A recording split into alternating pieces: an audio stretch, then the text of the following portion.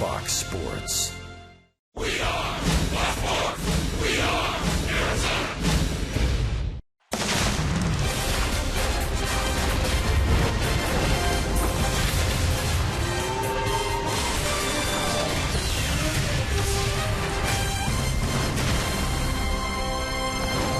It's another perfect day for spring training Cactus League baseball here in the Valley of the Sun. Salt River Field's a talking stick, the finest spring training facility in the major leagues.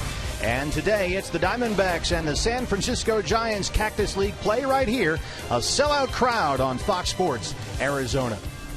Good afternoon from Salt River Fields. Welcome to the broadcast. Steve Berthume, Bob Brenly along the way. This is the first of 3 2015 spring training games we'll have for you here on Fox Sports Arizona. Split squad game today, the D-backs and the Giants. A real sense in camp, Bob, I think, of renewal, of optimism this year. And it all starts with the new manager, Chip Hale. Well, you start with enthusiasm in spring training. Everybody's psyched up to get the new season started. And certainly there is nobody more enthusiastic in this Diamondbacks camp than Chip Hale, the new manager.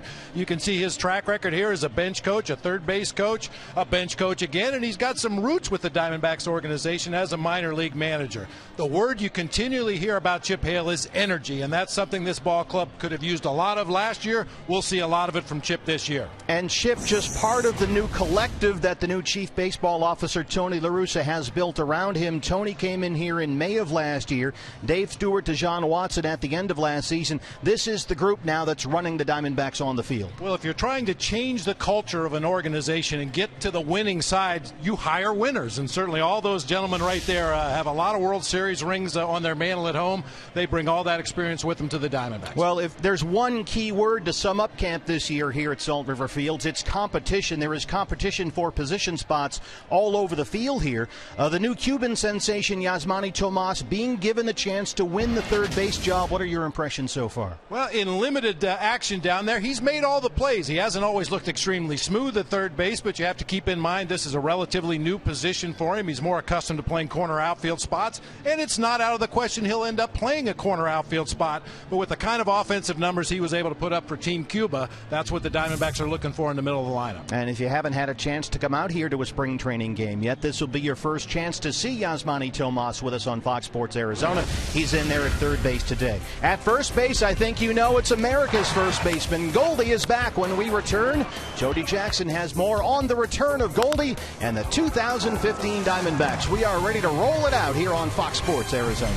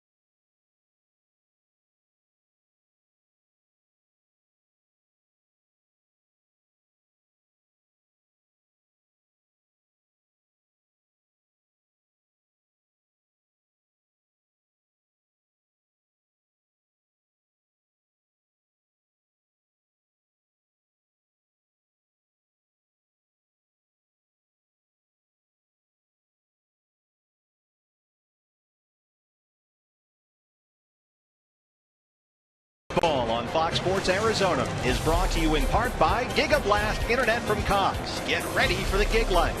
By Gila River Casinos. More than anywhere else in the Valley, it pays to play at the 3 Gila River Casinos. Lone Butte Casino, Wild Horse Pass Hotel and Casino, and the Cueva Hotel and Casino. And by Jack in the Box. Try the new Buttery Jack Burgers at Jack in the Box with melted garlic herb butter.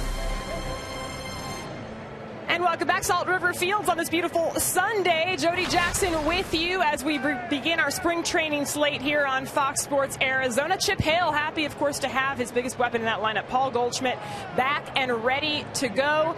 Goldie, of course, is coming back from the broken hand last season, missing 52 games, but he told me last week that he is ready to go. He forgot he even broke his hand. He feels so normal at this point. He is wearing a pad, though, over that left hand. He said it's non-invasive. I don't feel it at all, so why wouldn't I wear it if it can protect me from having an injury like that once again? He was hit by an Ernesto Frieri pitch on August 1st, missing 52 games, and when he left on August 1st, he led the National League in doubles, extra base hits, runs scored, and after having 36 home runs in 2013, by August 1st of last year, he had 19 home runs. So great to have Paul Goldschmidt back in the lineup, and he did single in his first spring at-bat of 2015. When we come back, first pitch, and it is an exciting day for Daniel Hudson, his first spring training start since 2012. Huddy is preparing as a starter for the Diamondbacks, coming back off 2 Tommy John surgeries. We saw him as a reliever last September. Could he be a starter for the D-backs? We'll see next.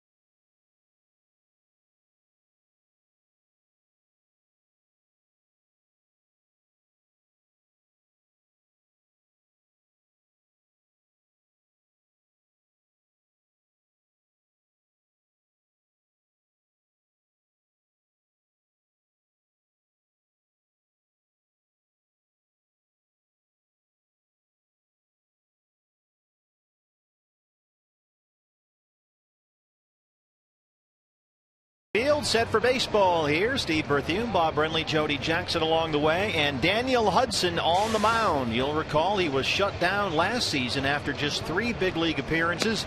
Did not pitch after September the 13th. The long road back from 2 Tommy Johns, and Bob, he is in camp here at least to this point, auditioning for a role in the starting rotation. Yeah, it'll be interesting to see how that develops. Obviously, Daniel will be somewhat limited in the number of innings he can throw this year. It remains to be seen whether he'll be more valuable as a starter or maybe pitching out of the bullpen. But looking back to the 2014 season, not very many highlights, but certainly the return of Daniel Hudson was one of the big ones for the Diamondbacks. One of the great nights of the season, you're right, at Petco Park in San Diego. The long road back from 2 Tommy Johns. He worked 1 scoreless inning in that game against the Padres. His first major league appearance since June of 2012. It had been more than 2 years, and he has looked sensational so far this spring. Appears to have that zip back on the ball, throwing mid to upper 90s at times. Yeah, that's the last hurdle for a pitcher to come back, is to really just trust that your body can allow you to do the things that you used to do. And for Daniel Hudson, that's a 3-pitch mix. A really good fastball. You'll see at the bottom the cross-seam, 4-seam fastball. He also throws a slider, a pitch he used very sparingly last year coming back from the Tommy John surgery. And the straight change up on the upper left there, which really developed into a good pitch for him last season. We are set to go. This is a split squad game. The other half of both the D-backs and the Giants are getting underway right now. Down the 101 in Scottsdale Stadium, Jeremy Hellickson is making his Diamondbacks debut, in fact, in that ball game after his trade from the Tampa Bay Rays in the offseason. So here it is, Daniel Hudson on the mound as Yasmani Tomas at third base. He has been busy so far this spring, Bob, playing just about every day, either at third or as the DH. That's been kind of an every other day situation. He's been tested at times, and he's had other games where he hasn't had a ball hit his direction. But with Gary Brown leading it off for the Giants, this is a guy that can bunt, can run, and Tomas playing even with the base to respect that speed. Adrian Johnson is our plate umpire this afternoon. A sellout crowd on a perfect day here in the Valley at Salt River Field at Talking Stick. Brown a little flare to short. Danny Worth is there. Quickly one away for Hudson. The lineup for the San Francisco Giants. Ron Wotus, the bench coach, is here managing this half of the Giants ball club. Yeah, we've seen Gary Brown at the top. He'll man center field. Gregor Blanco out in left. Brandon Belt, one of the few major leaguers here for the Giants today. He'll be at first. Adam Duvall at third. Juan Perez out in right field. Mac Williamson will be the DH today. Brandon Hicks at second. Guillermo Quiroz doing the catching. And A-Ray Adrianza at shortstop. And here's a guy that's going to be key for the Giants this year with the injury to Hunter Pence. It's Gregor Blanco, who looks at strike one from Daniel Hudson. Pence, of course, suffered that broken wrist and hand area in the game against the Cubs early, or I should say late last week. And they're trying to figure out how that outfield is going to work. And either way, Blanco is going to get a lot of playing time. Giants also added Nori Aoki this winter, another guy that figures into that outfield mix. One thing we know about Aoki, though, he plays very deep. Heels on the warning track deep, which could be problematic in the National League West in the big outfields. The 1-1 pitch from Hudson. Misses outside, 2 balls and a strike. They want consistency in that Giants outfield in right field because of the unique configuration of AT&T Park.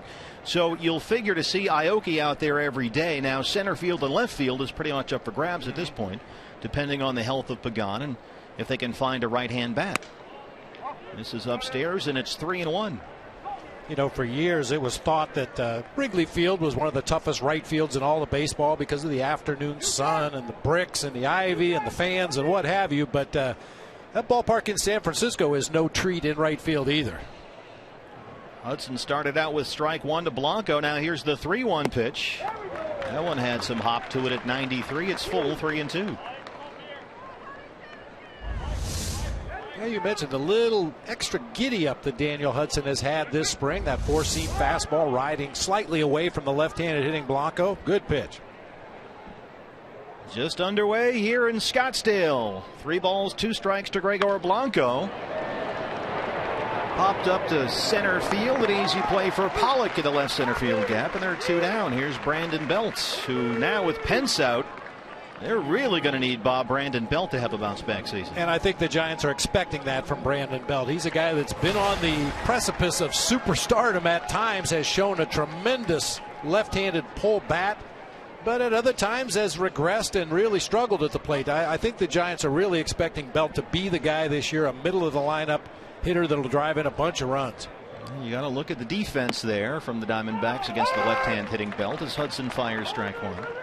This is a guy that had a lot of injury problems last year. He missed 50 games, a broken left thumb in early May. He was hit by a pitch from then Dodger Paul Maholm. Needed surgery, didn't get back until July 4th. Played a handful of games and then suffered a concussion.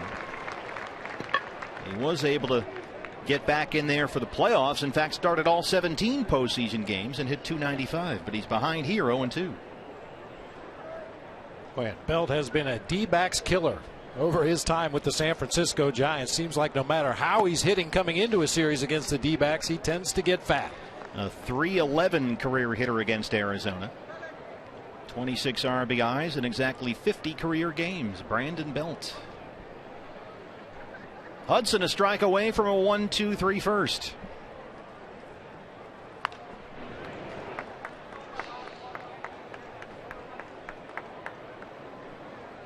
Oh, what a day, huh? This is postcard type stuff here. This is why we live in Arizona. And there is no room out there on the berm. What a day to be out there.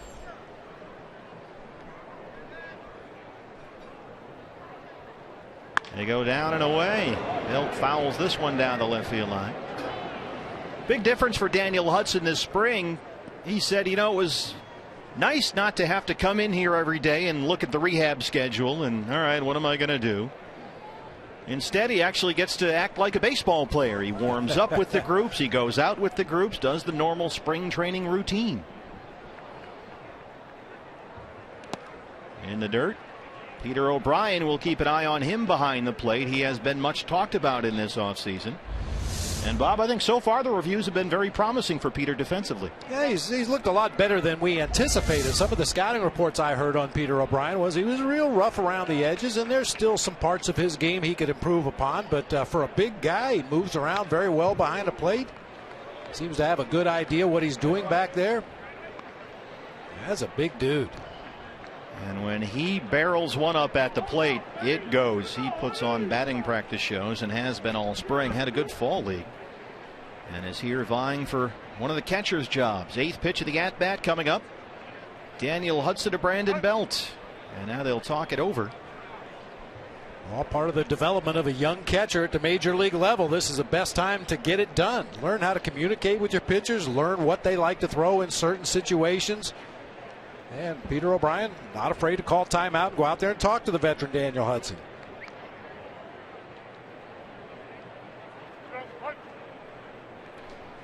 Two balls and 2 strikes.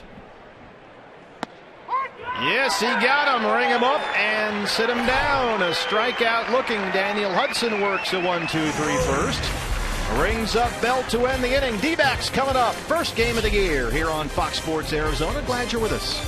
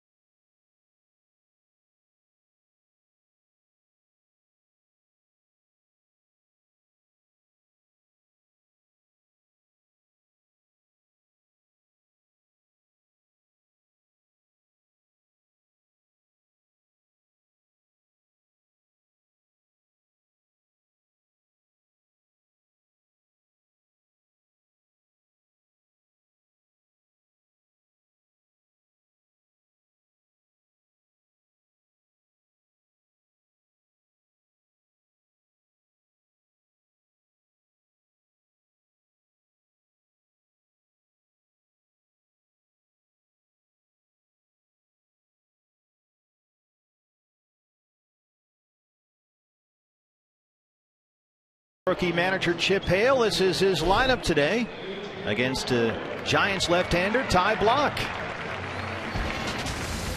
Here's how Chip will run him out today. A.J. Pollock in center field, leading off. Socrates Brito in right field. Paul Goldschmidt down at first base. Mark Trumbo DHing today. Yasmani Tomas down at third base. Peter O'Brien, you see what he did last season in the minor leagues. 34 combined home runs. He'll be doing the catching. Brandon Drury at second base. Danny Worth at shortstop. And Ben Francisco out in left field. And strike one from Giant lefty Ty Blach, rated by Baseball America as a top 10 prospect in their organization. He is not a guy who misses bats. He will be precise around the strike zone and nibble from time to time. And he's got some moving parts in that delivery. Able to stay pretty consistent, create some deception. You see his numbers at AA Richmond in the Eastern League last year. 1-1 to A.J. Pollock in the leadoff spot. Chip Hale has said, at least at this point, that it looks like, Bob, that A.J. is going to be his guy in the leadoff spot. Yeah, we've seen a lot of A.J. at the top of the order already in the Cactus League play, but you know, there are options. That's good to know. Depending on how guys develop over the course of spring training, he may decide that Ender Inciarte is a better guy in the leadoff spot. He may like A.J. in that position. It remains to be seen. The early part of spring training, that's kind of what you do. You like putting together a jigsaw puzzle. You put that piece in there and you see what fits around it, and if you like it, you keep rolling. If not, you change it. AJ bounces one into left, a leadoff single. Good start here for the D-backs. Well, certainly whether it's A.J. Pollock at the top or Ender Inciarte, you're going to have good speed in that #1 spot in the Diamondbacks lineup this year. Little topspin grounder rolls through that left side of the infield, putting some speed on base for the Diamondbacks. And Socrates Brito getting the start in right field today, and he has looked very impressive so far in camp. Just 22 years old, a very good season last year at Class A Visalia. He's a unique skill set, Socrates Brito. This is his first big league camp, added to the 40-man roster in November. And a guy that D-backs farm director Mike Bell says has a skill set where everything is just a click above average. This one is right to first. Bell bobbles it, and he has one play. They get Brito at first. As Block does a good job getting over their cover. Pollock moves up to second. That's the first out. Not exactly textbook for Brandon Belt down there, holding on A.J. Pollock. He bounces off the base. Looked like a relatively routine play. Swipes at it with his glove and just does get it over there to Block in time, at least in the estimation of the first base umpire, to get the out. The applause for Goldie. Paul Goldschmidt. Talk about a sight for sore eyes.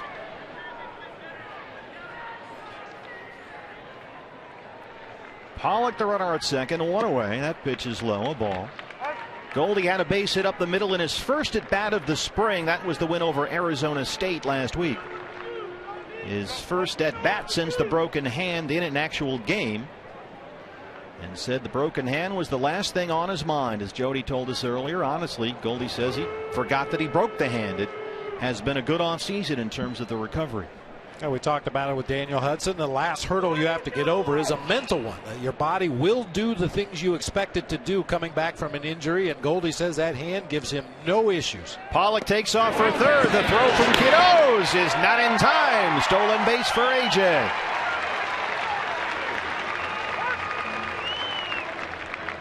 I think A.J. wanted to run on the pitch before when they attempted a pickoff at second base. Gets that big lead, takes off, and easily steals third base. Now Goldie can get him home with just a fly ball to the outfield. You see that Goldie is wearing that batting glove, specially made by Franklin. It's got a small pocket on top of the left hand, and there's room in there for a protective pad that he can slide in there just to make sure. And Goldie says he literally doesn't feel it whatsoever. He's been wearing that pad every day just as a precaution. And he says it's really form-fitting. The pad, they come soft and you can kind of form it to fit your hand.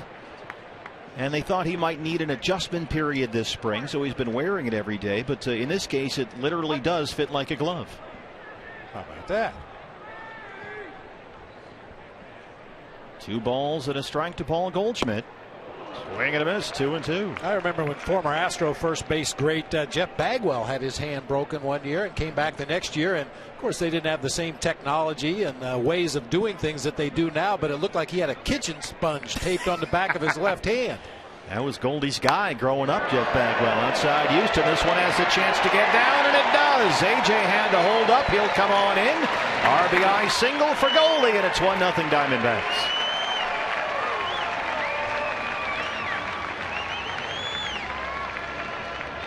Stolen base looms large. A.J. Pollock, had he been at second base instead of at third base, he probably has to hold up to see whether the right fielder, Juan Perez, would make the play or not. But as it is, he goes back to tag. Once the ball drops, he can walk home, and Goldie takes over at first base. And here's a guy that yesterday in Peoria absolutely launched his first home run of the spring, Mark Trumbo. Trumbo the DH today. Goldie back in time. We were talking to Greg Schulte and Tom Candiotti. The governor and Candy were at the game yesterday in Peoria, broadcasting on the radio side, and they said Trumbo's home run, had it been hit here, might have been up on the walkway area behind the scoreboard in left center. It was hit that far. I was listening on the radio when Mark hit that home run, and you could just tell by the tone of voice from Candy and the governor that it was launched. It was hit a long way over in Peoria. I mean, that's where they think it would have hit. had it been in this ballpark. And as you can see, you don't get many here that clear the berm. The 0-1 to Trumbo. In the dirt, a ball and a strike. Of course, last season, Mark came over from the Angels and boy, just started off great. 7 homers in his first 21 games as a Diamondback, and that's what he was brought here. He knows it. He says, I was brought here to do a job. And then it started out as plantar fasciitis in the left foot, turned into a stress fracture. He was out nearly 3 months. Right back to the mound. Block knocks it down, and they get Goldie at first. That's going to be the end of the inning. Nice play there by the Giants pitcher, but the Diamondbacks are on the board. They lead it 1-0 after 1.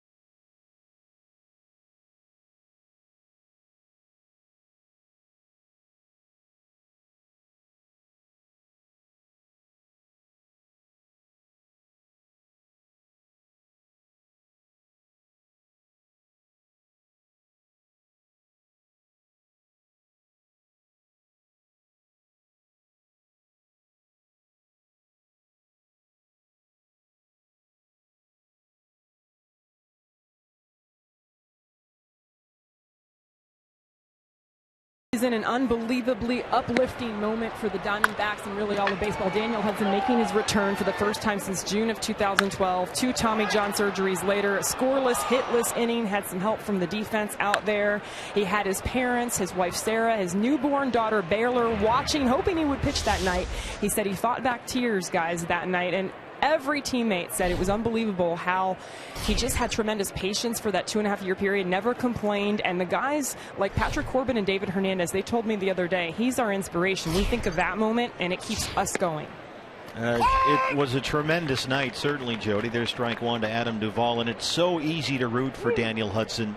He deserves every bit of success he gets from this point on because he's been through so much, and he's a very easy guy to root for. No question about that, Bert. And, you know, you talk about veteran leadership on a team, and usually you assume it has to do with things that happen on the field. But in this case, Daniel Hudson has shown that he's a leader by the way he went about his rehabilitation. You know, being separated from the team, not really feeling a part of it, but yet showing up every day, putting in the work, putting in the extra work. And certainly the younger pitchers saw the way Daniel went about his business. That's why everybody's rooting for him. Off-speed pitch is in the left-hand batter's box to Adam Duvall, who's at third base for the Giants today. From Shively, Kentucky, played at the University of Louisville. Played most of the year last season at AAA Fresno and did pretty well. Got a 28-game look at the big leagues. That one is foul. And it's interesting, Bob, if you talk to Huddy, he'll say, look, he hadn't pitched in 2 years. So you can't just roll him out there for 200 innings this season. He needs a season now, a healthy season, to build up some arm strength, to build up some shoulder strength. So you figure, and you hate to lock on one number here, but probably can't pitch more than 100 innings this season. A little roller to short for Danny Wirth, the former Detroit Tiger down there, and Hudson's retired all 4 he's faced. So how about the idea, Bob, that you start Huddy out here as a starter in camp, knowing that eventually, in fairly some point mid-season, fairly early, you're going to have to think about pulling him back a bit in terms of the workload. Yeah, and we touched on it earlier. It may lend itself to Huddy pitching out of the bullpen for this season, because 85 to 100 innings, you can get to that number pretty easily pitching out of the pen. As a starting pitcher, ideally, you're going to get to that number in the first half of the season, and I'm sure the Diamondbacks would rather have Daniel Hudson, even if it's limited to being a reliever. You'd rather have him for the entire season than have to shut him down at some point in the second half. Juan Perez, the right fielder this afternoon. Hudson has thrown strike one to all five he's faced so far. Now he jumps ahead 0-2. And of course, with some guys on the disabled list, Daniel Hudson, that's what we're talking about. We're not quite sure of his role going into the season, but Patrick Corbin not expected back till later this season, as is Bronson Arroyo. Just missed there on the 0-2 pitch. I mean, Patrick told me the other day he feels great. He told me I could do more, they just won't let me. And it's kind of driving him crazy. But that is really going well here. And if you figure, do the math on the innings, maybe by the time Patrick is ready to come back in early June, that Hudson is done. Yasmani Tomas, a nice stop. He's got the big arm down there, but he can't recover in time to get the speedy Perez at first. There's Yasmani Tomas. We saw him, Bob, in a game last week against Colorado, had 5 balls hit to him and did a nice job down there on every one. Yeah, makes a half of a nice play right here. Great diving stop to his right. Just got a little lackadaisical taking the ball out of the glove. It dropped to the ground, and that gave Perez enough time to reach over there at first. He gets to everything that's hit near him. That has been my impression so far. And you can see Yasmani Tomas is a big guy down there. But, you know, his feet are pretty good. He's got good footwork. The feet move okay. The mobility isn't a huge issue. And he's got a big-time arm down there. That's not a problem. And from what we've seen so far, the only issue are the hands. He's got to be able to finish plays like the ones he just made. Let's take a look. Now, this is Tomas. We'll keep a camera on Yasmani Tomas at third, live action, and sort of get a feel for what he's doing down there as Mac Williamson, the DH, steps in. Hey, you see him jogging in there from his position. That's to back up the throw back to Daniel Hudson from Paul Goldschmidt. A relatively minor thing, but the one time you don't run in there to back up the throw, Goldie will throw it over Hudson's head. It'll roll into foul territory, and the runner will advance. I mean, that ball that Perez hit got on him in a hurry. Oh, yeah. And he laid out and made a nice diving stop. It was very much a reactive position down there at third base. Don't necessarily have to have great range. You just have to have a good, quick first step. Big 6'5", 240 Mac Williamson. Giants going to be looking for a right-hand bat with Pence out. And this guy who had a big year in Class A ball 2 years ago might find himself in the big leagues if he hits like he did then. He had 25 homers a couple of years ago at San Jose, but only played in 23 games last year. He's an outfielder, but needed Tommy John surgery, so he's coming back from that. Yasmani Tomas down at third. Keep a close eye on Perez, who can run. So far in the first week or so of camp, we've seen the starting pitcher go 2 innings, and then the guy that comes in after that go 2 innings. And this is a great game to do on television, because Yohan Lopez, the other Cuban player the Diamondbacks signed in the offseason, is warming up in the bullpen. And we should see Lopez, who has looked very good in spring so far, pitch the 3rd and 4th innings. 2 balls and 2 strikes to Mac Williamson.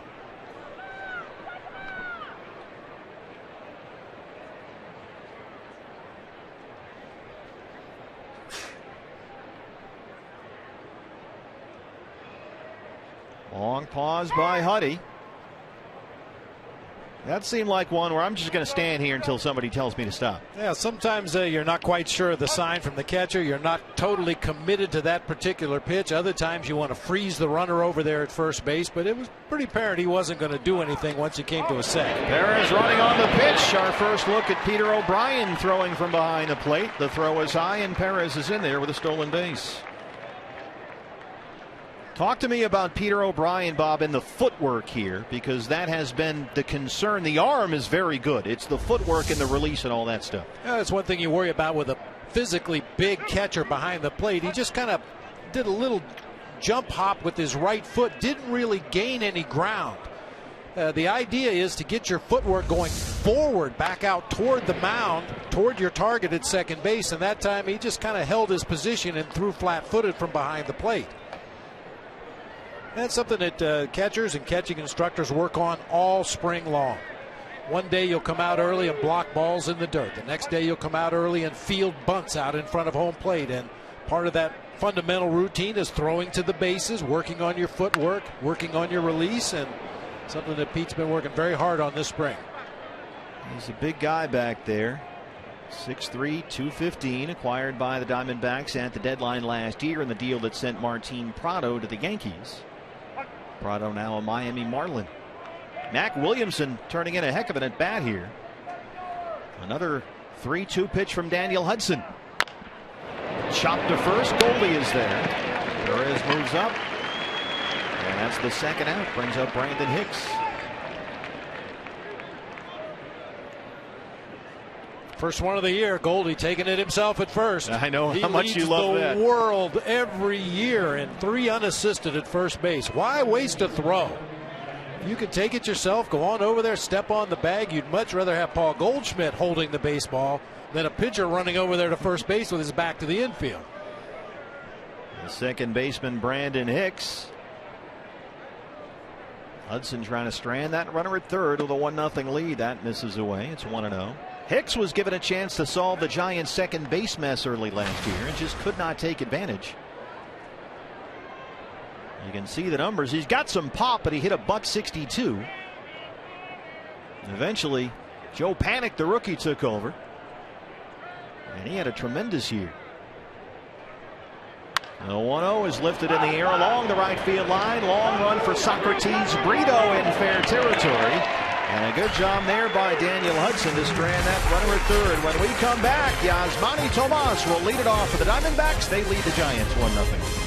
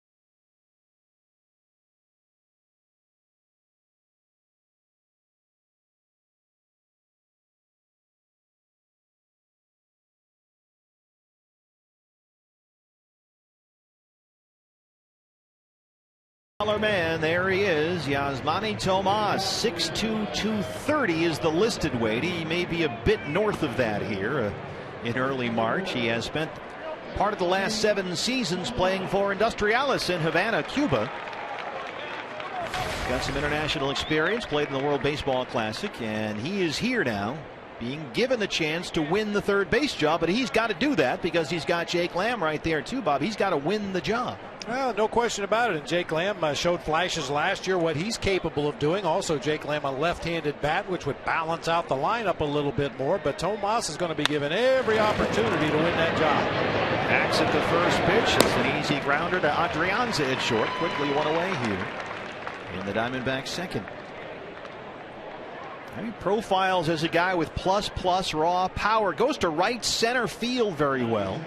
From what we've seen so far, that should play nicely at Chase Field. Absolutely. And now here's another young man we want to keep an eye on this spring in terms of the offense and the defense for that matter. Peter O'Brien, and you can see the numbers he had mostly at Double-A. 34 homers, 74 RBIs. He slugged almost 600. And Tony La Russa told us in December when he was a guest on our D-backs podcast that the organization is really excited about Peter O'Brien. They are very high on Peter. And this is a young guy that believes in himself. He says the biggest thing with him is he's got a lot of confidence that he can catch. And Glenn Sherlock tells me this all the time.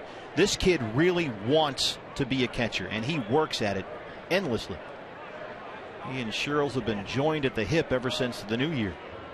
Here almost every day working out. That's fouled back. 1-2 now. Well, we all know what a luxury it is to have a guy at that position that can provide big time offense, drive in runs, hit the ball out of the ballpark. So if Peter O'Brien can continue to come with his defense the way he has with his offense in the early part of his career, Diamondbacks may be pretty excited. Now we've got some discussion here between Adrian Johnson, the plate umpire, and Chip Hale in the dugout. Adrian doesn't appear to be too happy behind the plate there, but all seems to be resolved. Never too early to start barking at the umpires. Umpires are in a tough spot now with these new pace of game rules. They kind of have to be the police back there. 2-2 now. Your umpires, Adrian Johnson, has got one of the great strike calls. He's a broadcaster's favorite back there. He leaves no doubt. And you'll see the three base umpires. They'll change inning to inning, really, the base umpires. They can kind of work wherever they want, but the plate umpire stays the same throughout these games. This one is dropped into right field. A base hit for Peter O'Brien. Third D-backs hit so far today. So O'Brien a one-out single. Here comes Brandon Drury. Just kind of muscled it out there in shallow right center field. You know, you talk about a guy with power and how far he can hit the ball, the tape measure home runs, but big, strong guys get their share of hits just like this, too. A lot of hitters would have broken their bat and hit a little floater to the second baseman. O'Brien strong enough to muscle it out there into right field for a base hit. And here's a young man to watch in this organization, Brandon Drury, 22 years old, the second baseman here today. And he lifts that in the air to left field, and that ball is out of here, a home run. Brandon Drury, two-run shot, 3-0 D-backs. I ran into Brandon in the clubhouse earlier today and told him, hey, we're on television today, do something good so we can talk about you. He wastes no time. I mean, he had 23 homers and 42 doubles last year, playing mostly at Class A Visalia. Did come up to Double A Mobile late in the year, but they love this young man, and they've tried him at second base, trying to find a way to get his bat in the lineup, and you can see why. I mentioned it to you before the ball game, running into him in the clubhouse as I did. He's a bigger guy than I anticipated physically. Now, physically only, he kind of reminds you of Jeff Kent at second base. A bigger, stronger guy, capable of hitting the ball out of the ballpark, as he just showed. Danny Worth getting the start at shortstop is in there with a 1-1 count. Brandon Drury played a fair amount of second base in the fall league here at the end of last year, and he's in there today again. Duvall at third, throws out Worth, and that's the second out. But this is a guy that they're excited about. I mean, you talk to Diamondbacks coaches and scouts, they all say the same thing. That kid's a player. He's just whatever that it thing is that says that's a major leaguer. Brandon Drury has it.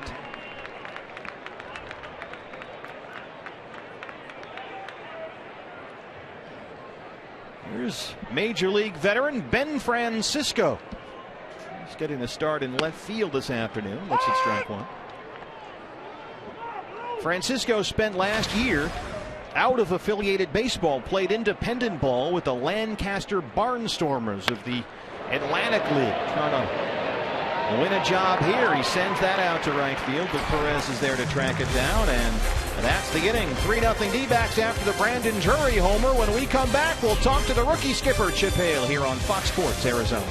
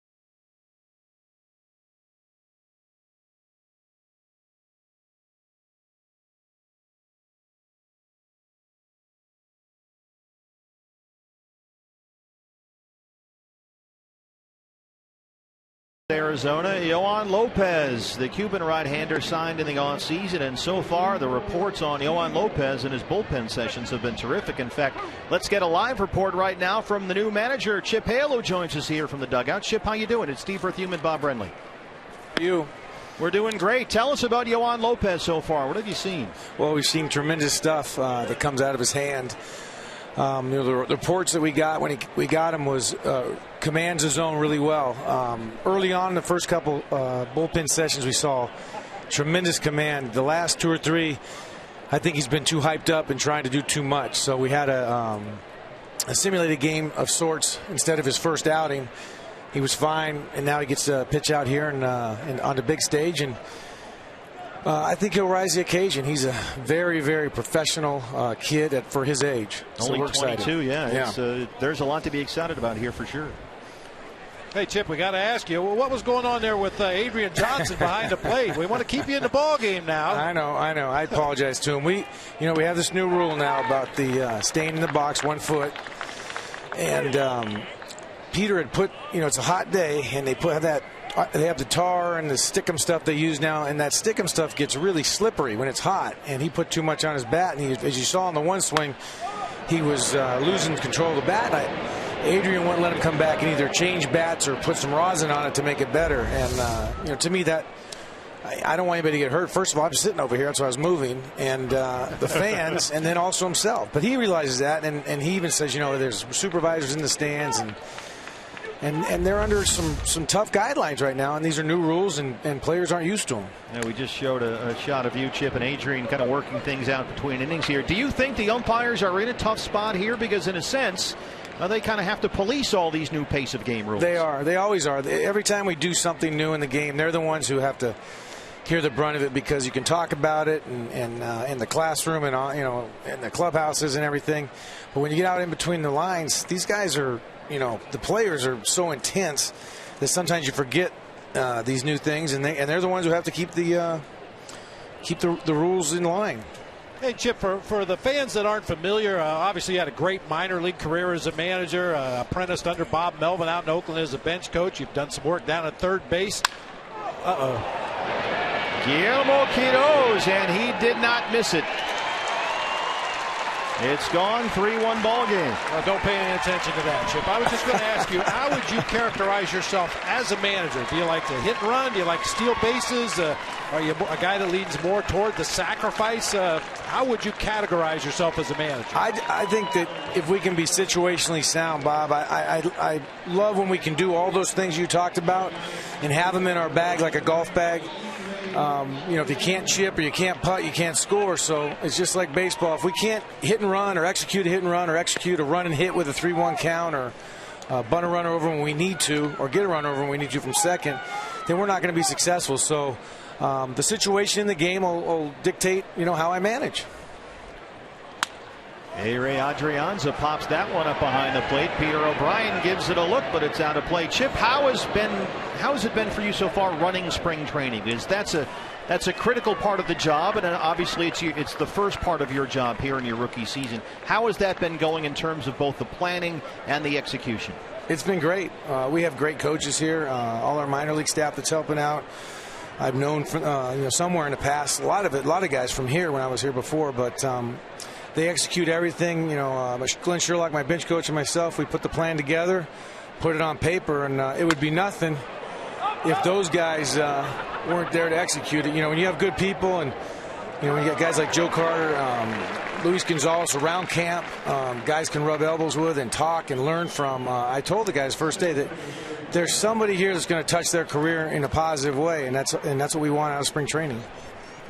Hey, Chip, got to ask you, your first game as a manager of the Arizona Diamondbacks had to be especially satisfying. Being a former Arizona Wildcat, you guys beat the Sun Devils. That had to feel good. It did. It was obviously it's a kind of a no-win situation for us. We're supposed to win. Basically, they're pitching all their midweek guys. And we played good. We played a good game for the first time out against competition, and I thought they played really well. So it was fun. And the new coach is a great guy, so we're excited for them. Like I said, it's you can't. I'm a Wildcat, but I'm not a Diamondback manager, so we got to be careful who we root for.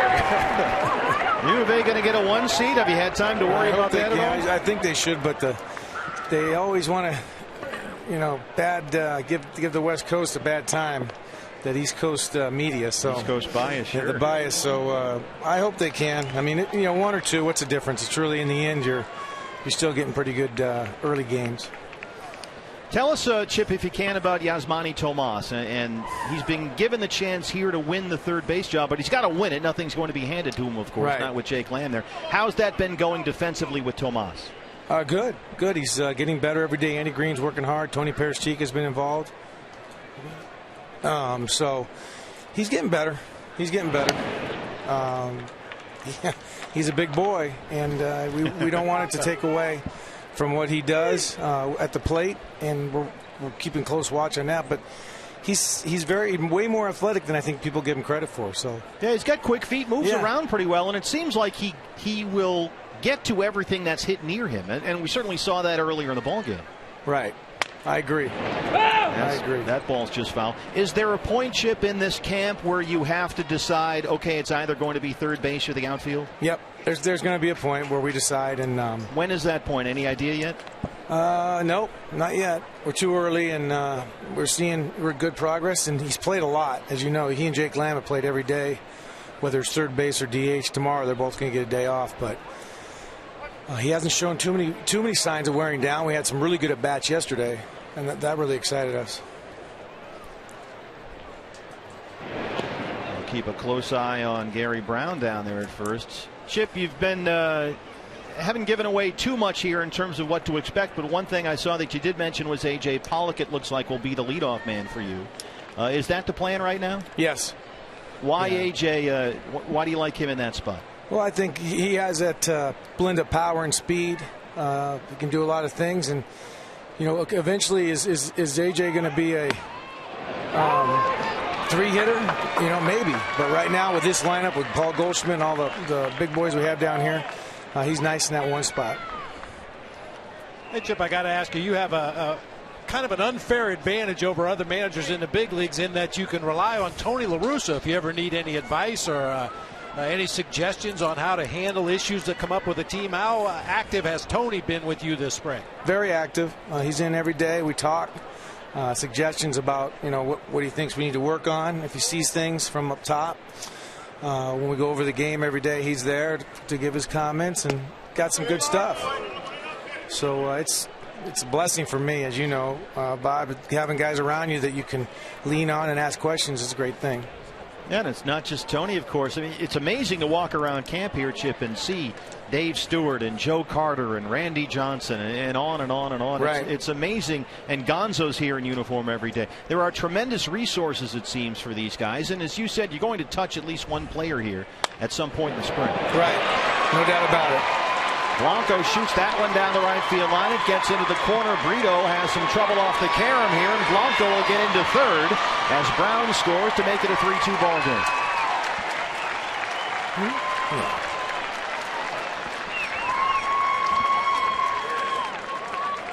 Mike Harkey out to the mound. Well, the comment that we made before we started camp is we liked all these pitchers. And the stuff they have is tremendous, but we did the one thing caveat I put on it was that the hitters will tell us, and when looks like they're getting some pretty good whacks at Yohan here, and gonna have to make some adjustments. Do you want to? Nobody wants to see their pitchers get hit, but do you want him to get a little bit of this, a taste of this, and see how he reacts and how he adjusts to better evaluate him? Yeah, that's always something you look at, but. You'd rather love to see the guy just kind of blow him away. I mean, that's. Well, you got a 3-2 lead here, Chip, and you got a 3-0 lead over at Scottsdale Stadium. So things are going well so far. Yeah. 2 innings of 1-hit ball from Jeremy Hellickson. We know you're busy down there. We'll let you get back to it. Thank you so much for joining us. All right, guys. Thank you, guys. Thanks, Chip. All right. Appreciate it. All right. Bye. Now the infield will come in with Brandon Belt. Still only one out here in the inning against Lopez. He shoots that one into left, and that'll tie the ball game. 4th hit in the inning against Yohan Lopez. And we were talking about the assistants that Chip Hale will have in his first year as a manager for the Diamondbacks. Some of the names we mentioned: Luis Gonzalez, Randy Johnson, Joe Carter, J.J. Putz, now serving as a special assistant. Dave Duncan, of course, the longtime pitching coach, and we've talked about this in the past. For my money, the first coach that should go into the Hall of Fame. And, of course, Roland Heeman, an invaluable asset with the organization. Yeah, Dave Duncan has been working with Trevor Cahill on that new arm angle that we've heard about. Trevor more over the top this year, and they've seen some encouraging things so far. And Joe Carter is a great guy to talk to. Boy, is he fun to just talk to about baseball, and he's full of energy and life, and he's been here the last couple of weeks. Adam Duvall grounded out. Tie ball game now. 5 hits for the Giants, 4 for the Diamondbacks. 3 runs apiece here in the top of the third. A rough outing so far for young Cuban Yohan Lopez. And we talked about it in the open of the show about the guys in the front office. You want to change the culture. You want to get an attitude of winning in the organization, and certainly that goes for the guys that suit up down on the field as the full-time coaches, as well as the guys who are just helping out here in spring training. Guys who know what it takes to win. Lopez ahead 0-2. That one's in the dirt, blocked by Peter O'Brien. Yohan Lopez said when camp opened up here that he came from Cuba with one purpose, and that was to reach the big leagues. And he says he is sure he will be there, and quickly, pronto, muy pronto, as he put it. And he's going to do, he's not just here to develop, he wants to win a spot on the big league club. That's what he's here for, he says. But it's been a rough day so far. That one misses upstairs, and it's 2-2.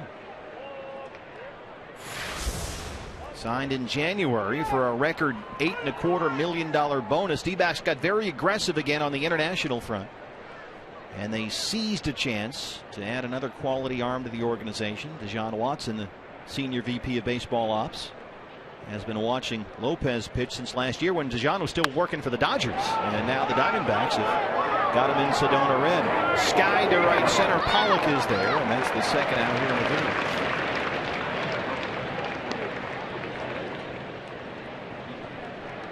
The sun always a factor in Cactus League games. Shouldn't be too much problem other than for the guys on the left side of the field. Ben Francisco out there in left field. Danny Worth and Yasmani Tomas on the left side of the infield. Might have to deal with some sun here, but no problem for A.J. Pollock out in center. Not a cloud in the sky. 3-3 in the third now. Here's Juan Perez, who singled and stole a base his first time up. Laces this one to left center field. That is trouble. It gets down and reaches the wall. Belt is on the run. They're going to wave him in. And it's an RBI double for Perez. A 4-3 Giants lead. 5 hits in the inning against Lopez.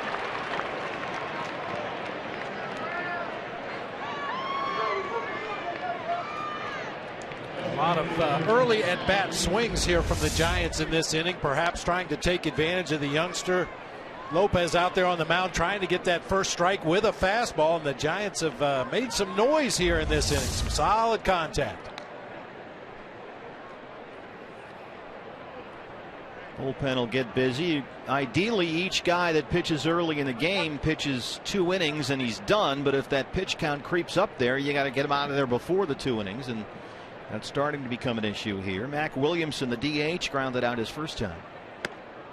Big cut at that one. It's 0-1.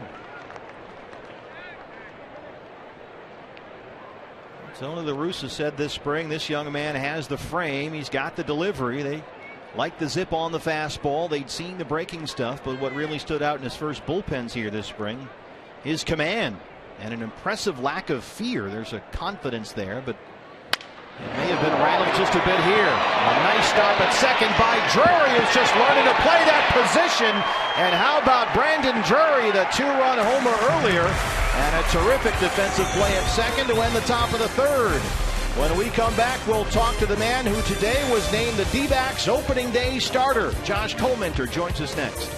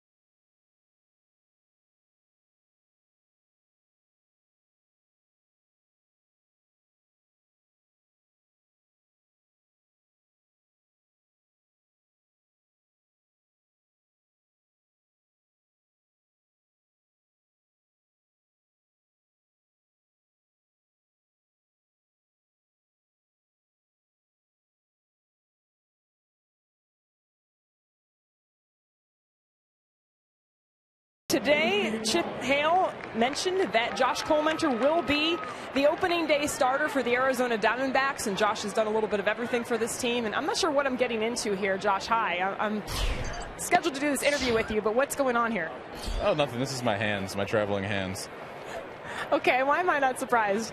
This is my hands, so I have a pair of traveling hands just in case anything were to happen.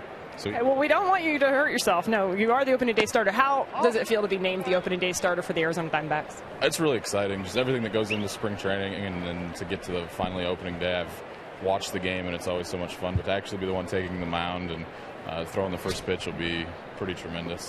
Will these hands be throwing the opening day pitch? If they get lucky. They're doing a pretty good job right now, so we'll see. On a serious note, I don't know. I think we have Trevor Cahill back here. Is that what's going on? I think he's over there watching the game. Interesting. Let me ask you, Josh. You've had a save. You've been a reliever for this team. This is very coordinated, by the way. You've done just about everything. You've come to the rescue when this team needed you. Is it something for you that, it's almost emotional to be able to be an opening day starter? Yeah, just everything going back and forth from the bullpen to the rotation and stuff like that. It's been just to now have kind of cemented myself as actually like being a starter and stuff like that. To be rewarded with this honor and for Chip and the organization to do that is pretty special, yeah. I can't even keep a straight face right now. What? Guys, actually, that probably feels good right about now. It's really hot right now. You have quite an audience in the dugout. Oh, are they watching?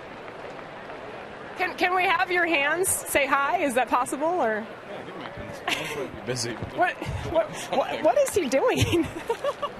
Well, my hands have a mind of their own. How long have you worked on this? Just about 5 minutes, or what is this? We're just putting it together. Sometimes, the hands are coordinated. Sometimes they have an off day. You never know what they're going to do. They just, you have two sets of hands. Trevor, come say hi. Come say hi. That was very good, by the way. How did you know how to coordinate that? We practiced. Trevor's a master puppeteer. I didn't know if you knew that. No. Marionettes and things. He's got a set at home. I didn't see what you were doing. You were kind of a stylist earlier. I thought that was all that there was to that. I mean, yeah. We were practicing. We had BP today, and we had a shag, so we were practicing what we were going to do for a while. All right, guys, thanks so much. We appreciate both of you being part of this. And, Josh, congratulations on you're going to be out there against the Giants on opening day for the Arizona Diamondbacks. Yeah, I'm taking some notes here. I know they only have a couple guys that will probably be in the lineup, but it'll be fun. I'm looking forward to it. Thanks, guys. We'll send it back up to you. The question is, when he's taking the notes, is it Trevor doing the writing?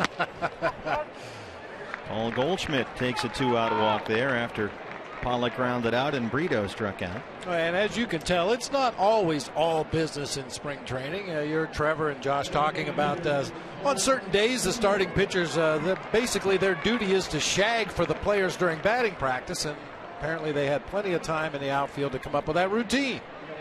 But a big day for Josh Collmenter, named today officially the opening day starter after last season setting career highs in starts, wins, innings pitched, and strikeouts. It's an interesting season when you get both your first career save and your first career shutout in the same year. But that happened to Josh last year, and he will get the ball on day one against these Giants, April 6th at Chase Field. Quiroz wants to talk to Block. Dugout antics. That's part of what keeps it fun. You got to have a couple guys on every team. Every team I was ever on always had a comedian or two to keep things loose when you needed it the most. And now you've got Collmenter, who started last season in the bullpen. He'll start this year on the mound. That one is upstairs. 2-0. You remember earlier in the game when I mentioned Nori Aoki coming over to the Giants and how he likes to play deep in the outfield? Mm-hmm.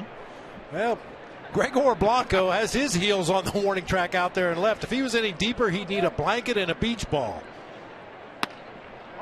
Man, I mean, also Gary Brown in center playing very deep. They must have been listening to the governor on radio yesterday when he described that home run that Trumbo hit over in Peoria. Well, if Trumbo's up there and healthy, that's about where you probably should be playing him if you're the left fielder. There's a strike on 3-0. Mark launched his first home run of the spring yesterday in Peoria. A titanic blast Yasmani Tomas on deck. Goldie the runner at first, 2 outs. This is very well hit to right center field. Trumbo gives it a ride. And how about 2 homers in 2 days? And the Diamondbacks lead it 5-4. Mark Trumbo, not a bad weekend.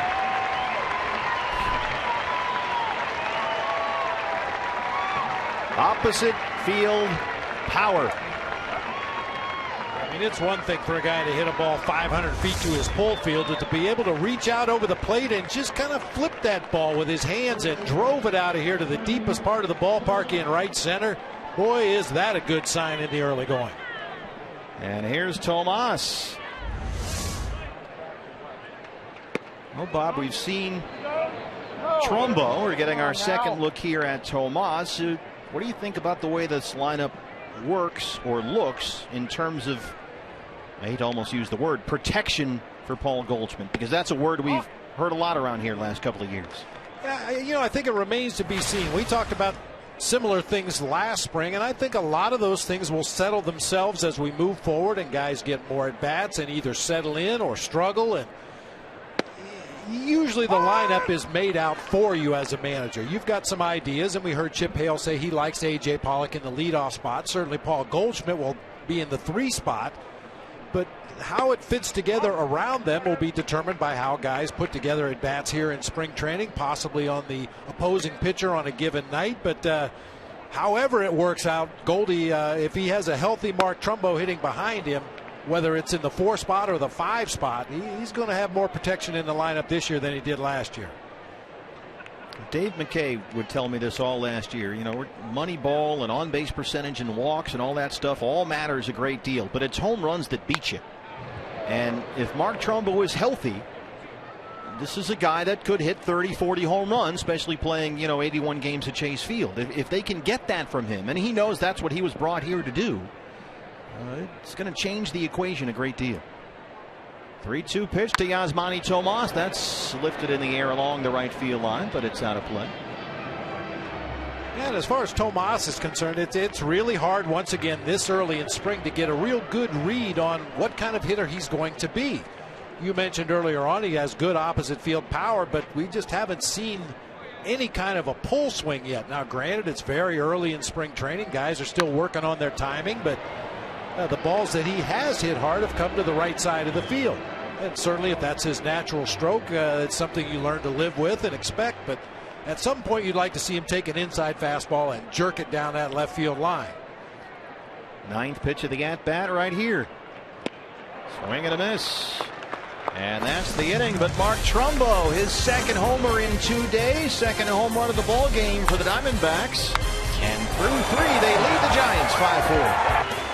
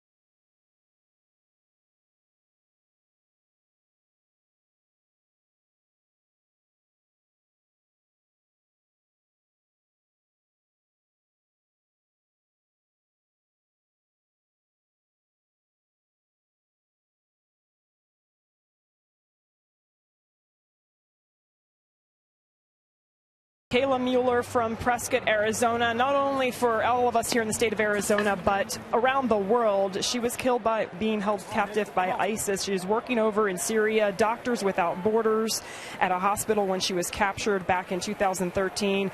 By all accounts, Kayla, a brave humanitarian, dying at the age of years old. The Diamondbacks paying tribute to Kayla this week during spring training. A patch on the left sleeve of the jersey, and Diamondbacks president Derek Hall had her family out to a game earlier this week. Many of the players offered their condolences and their support to her loved ones. It meant a lot to the family, no question, to have Kayla remembered in that way by the Diamondbacks organization. Brandon Hicks lifts that one to deep right center field, but they're able to track it down for the first out. Thank you very much, Jody. The D-backs will be wearing, all the uniform personnel will be wearing the Kayla patch through tomorrow as they honor her memory, as we all do here in the great state of Arizona. 1 pitch, 1 out for Yohan Lopez. A good start after a rough third. Gave up 4 runs on 5 hits, including a home run to Guillermo Quiroz that was crushed. First batter he faced in Sedona Red. So there's nowhere to go but up after that. And a good start here. Strike 1 to Quiroz, who belted one down the left field line his first time up.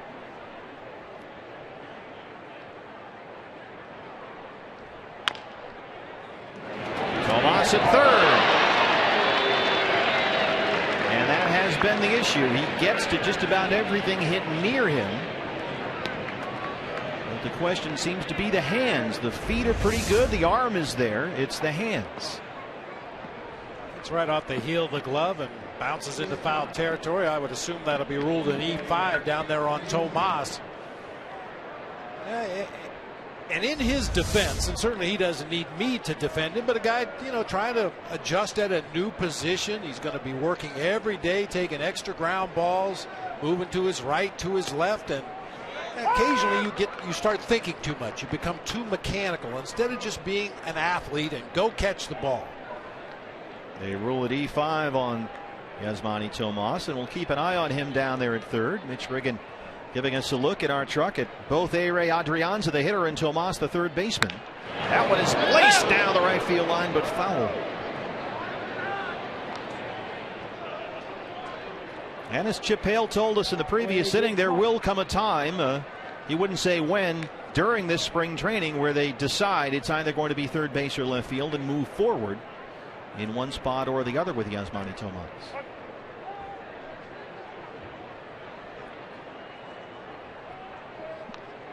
No balls and 2 strikes. A-Ray Adrianza. Check swing foul behind the Diamondbacks dugout. And right there, you're looking at 2 players, very significant international investments by the Diamondbacks. As they went way over their slot allotment to sign Lopez, and they gave Yasmani Tomas the biggest contract in franchise history.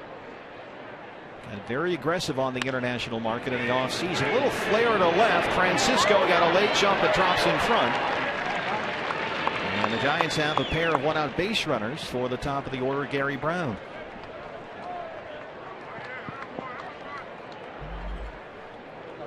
And one thing we have to keep in mind, as good as the international competition is for Team Cuba and junior team in Cuba, it ain't the big leagues. You're going to see consistently good pitching, consistently good defense every day. You're going to face consistently good pitching. It's not out of the question that these 2 guys may need a little more experience. They may need a little more seasoning. They may find themselves in the minor league at the beginning of the season. Obviously not what the Diamondbacks are hoping for, but it's not out of the question. If you get to the end of spring training and decide that Tomas needs a little more time at third base and he will become a serviceable third baseman, or Lopez needs some more innings under his belt at the minor league level, just to get him the experience, get him against good competition on a daily basis, and see where they go from there. Gary Brown singled, stole a base, and scored a run his last time up. He's 1 for 2.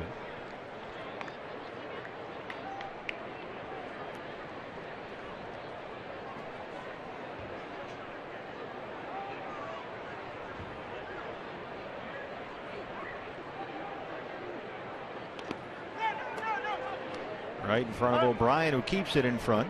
Kiddo is the runner at second. Adrianza at first. Another look at Peter O'Brien behind the plate. Yeah, he actually got a little lucky that time. That ball hit well out in front of home plate. Just tried to kind of backhand it, pick it out in front, if you will, and it hit him in the chest and dropped straight down. Sometimes it's better to be lucky than good. Lefty Gomez, 2-0. Popped up along the right field line, shallow right. Drury drifting out, Brito coming in, he'll take it. And that's the second out here in the fourth. You were talking about Brito earlier, Steve, and he was selected by Baseball America as the best athlete in the Diamondbacks organization, the best outfield throwing arm, and he has really looked good this spring, moving around well, covering a lot of ground out there in the outfield. He showed up bigger than he had as in previous years, put on a lot of weight in the offseason trying to bulk up as Lopez comes out. We're going to get a look at Andrew Barbarossa, the lefty, coming in. We'll take a break. D-backs lead the Giants 5-4.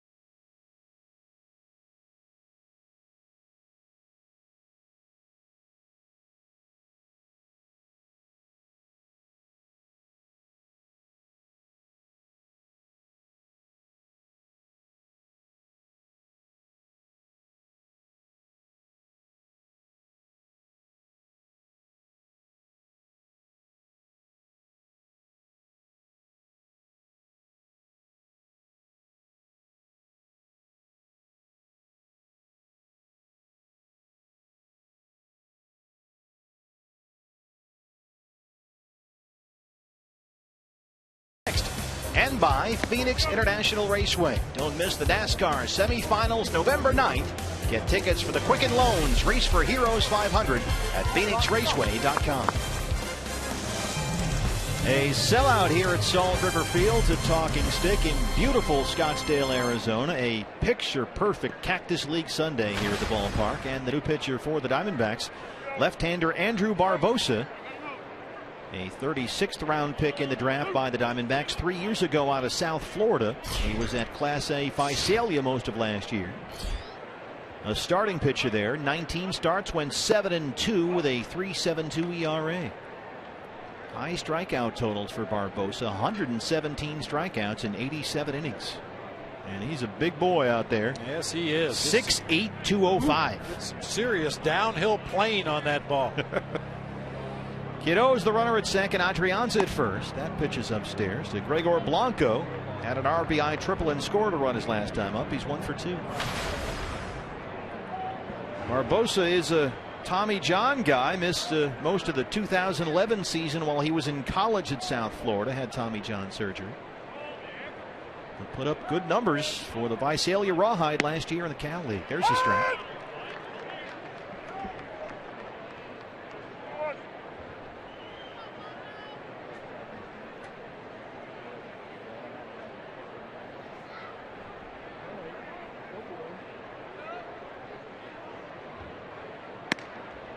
This is away there. 3 balls and a strike.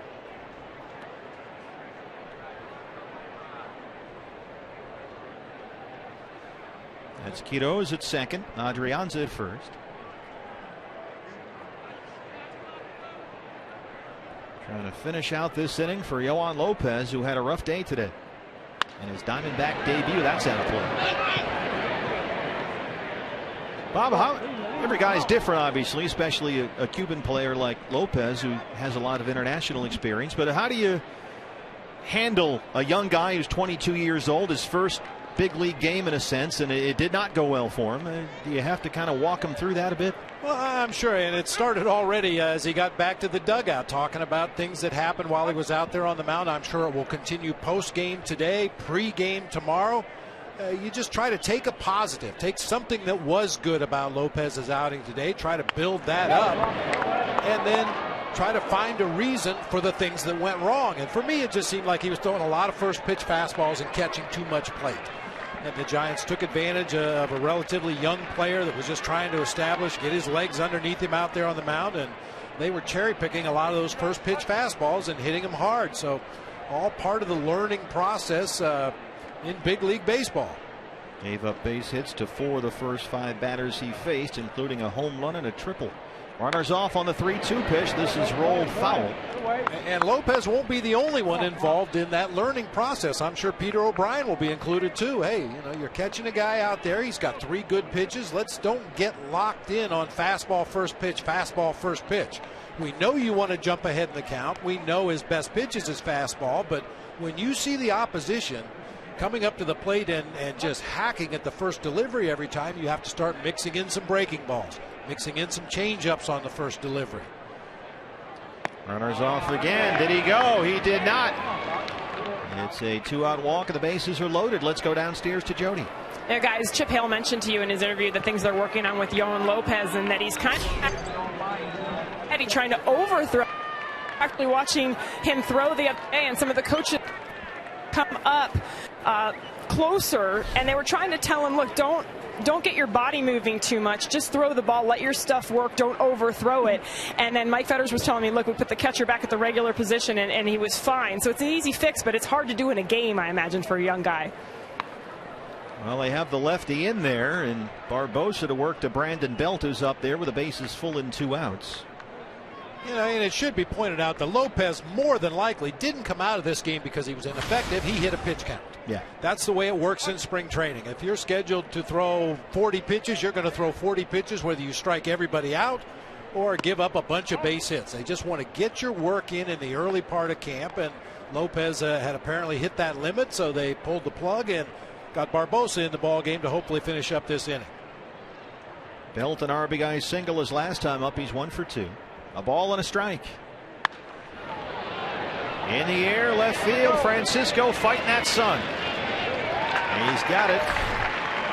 And Andrew Barbosa comes in and leaves him loaded. When we come back, we'll talk to Chris Owings, get an update on CO's shoulder after this.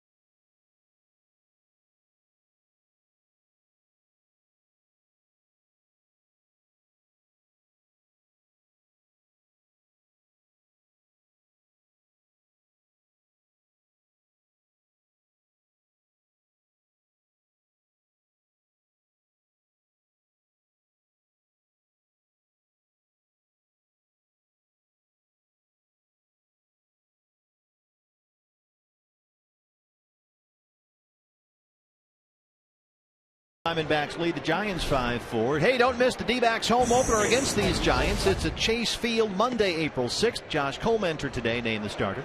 Game time 7:10. Be sure to get there early. We've got a pregame street festival featuring live music and entertainment planned for you. You can get your tickets now at dbacks.com. The Opening game of the 2015 season against these Giants, April 6th at Chase Field. And hopefully Chris Owings will be in the lineup. CO joins us now. How's the shoulder doing? It's doing good. How are you guys doing? We're doing great. I saw you face live. Actually, I was watching. Susan and I were watching you. I got to tell you, you're the best in a million universes. How did it go Friday facing live pitching for the first time? I'll tell you what, Susan makes you feel like you're the best every single day you're out here. Great. But live BP went good. Just trying to get my timing back out there, and I've been tracking some pitches as well. And shoulder's feeling good. It felt really good on Wednesday, and I think I'm going back out there again on Wednesday and face Brad Ziegler. He's trying to get back as well.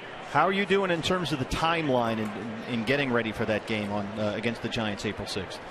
I think I'm doing good. I think we're on the right track, and I think we were talking with the trainers of the day, and it's going to be 6 months. It's a 6-month recovery coming back from this surgery, and I think it'll be 6 months next Thursday. So I think we're right on pace.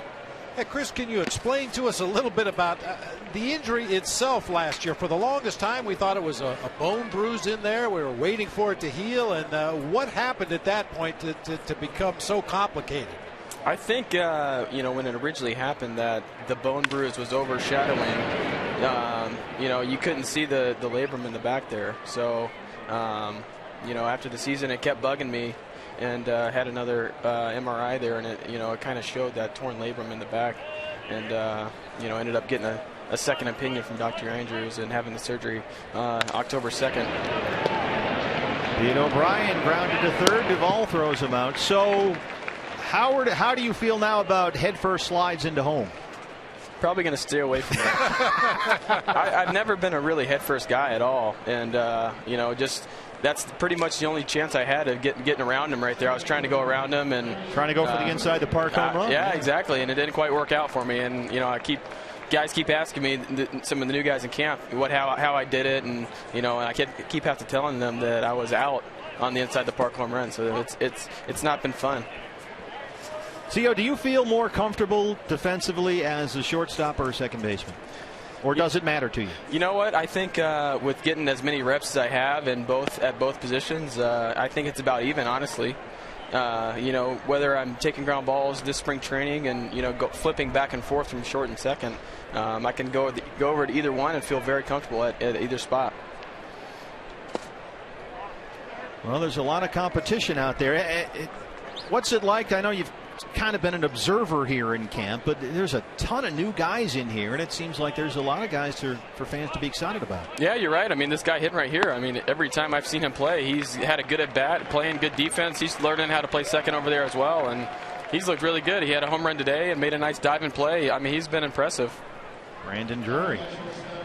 CO, we've been talking a lot about some of the representatives from the Diamondbacks organization that are in uniform in spring training and kind of hanging around and giving you guys advice and answering questions.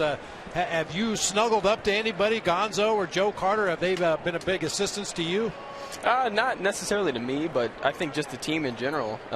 We've had a bunch of hitters meetings, and just listening to what these guys have to say about you got two guys that have won the Game 7 World Series on walk-offs. Just listen to those guys talk, and listen to Phil Nevin, Mark Grace, and then you got guys on our own team, Paul Goldschmidt, Mark Trumbo, AJ Pollock, that have been there and done that, and it's just nice listening to these guys and listening to their approaches and what it's like hitting in these counts and trying to produce runs. So it's been a good spring training, and listening to everybody and just kind of taking for what it's worth and using it, or kind of putting that in the back of your head. It's funny, Joe Carter and Gonzo were both in uniform standing around the batting cages, and people were taking pictures, and Joe Carter said, "Get this picture. One of us hit a bloop and one of us hit a blast." It is remarkable to see some of the talent here, to both coaching and obviously in the dugout. And CO, we hope you're back soon, and we'll see you out there hopefully by the next time we have a spring training game here at the end of the month. Yeah, that sounds good. Hoping to get out there as soon as I can. Chris Owings. Good luck, Chris. All right, thanks, guys. Thanks, Chris. Up and in there to Danny Worth, the shortstop. Grounded out his first time. Drury on first after the one-out walk. New pitcher, we should mention, of course, for the Giants, a first-round pick a couple of years ago, 2012. Chris Stratton out of Mississippi State, the 20th overall selection in the draft. An MSU Bulldog. Spent most of the year last year in A-ball. And had an ERA over 5 at San Jose. Did make 5 starts at the AA level and 1-1, 3.52. Yeah, and you heard Chris Owings talk about Brandon Drury. Another good at bat for him. Drew the walk after homering in his first at bat back in the second inning. It's funny how guys really monitor the players that they could possibly be in competition with. Drury off with a pitch, but that one is fouled away by Worth. You ask CO, is he more comfortable second or short? And, as you'd expect a young player to say, well, wherever they need me, I'll play. And Brandon Drury, right out of that same mold. He just wants an opportunity to show what he can do defensively, get some at-bats offensively. And I agree with Chris Owings. Brandon Drury is very comfortable at the plate. Some really good at-bats. And he got a lot of time at second base in the Fall League. Right here in this ballpark, the Salt River Rafters won the Arizona Fall League. And a bunch of D-backs on that team. Peter O'Brien and Brandon Drury among them. And he's probably not in the mix for a job this year. He played most of last season at Class A Visalia, so he figures to be down there at AA Mobile at least to start the year. Boy, Robbie Hammock is in pretty good shape. Yeah. With the Bay Bears, with the pitching staff he might have, and guys, like Drury or O'Brien perhaps will start the year there. Yeah, Diamondbacks organization once again last year, 5 postseason representatives in the system. Seems like a yearly occurrence. 3-2. There goes Drury, and Danny Worth knocks that one up the middle into center field. Drury stops at second.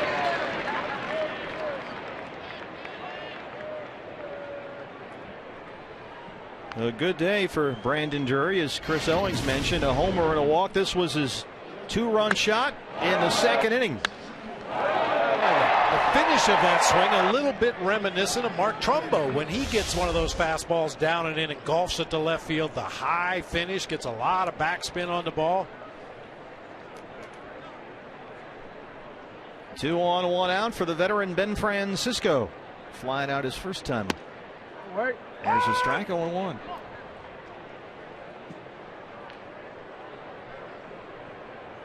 Ben Francisco mentioning he played last year in independent ball, signed with the Diamondbacks in December.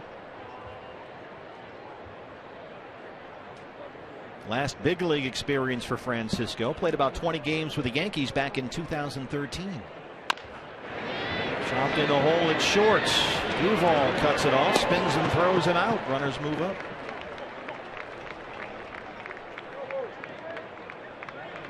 And that'll bring up A.J. Pollock.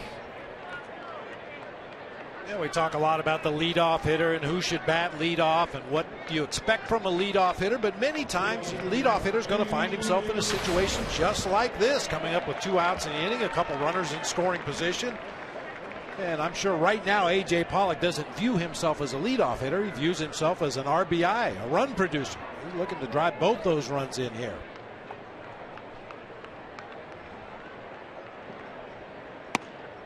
This is upstairs, 1-0. Well, we certainly saw last year that A.J. Pollock can be a run producer.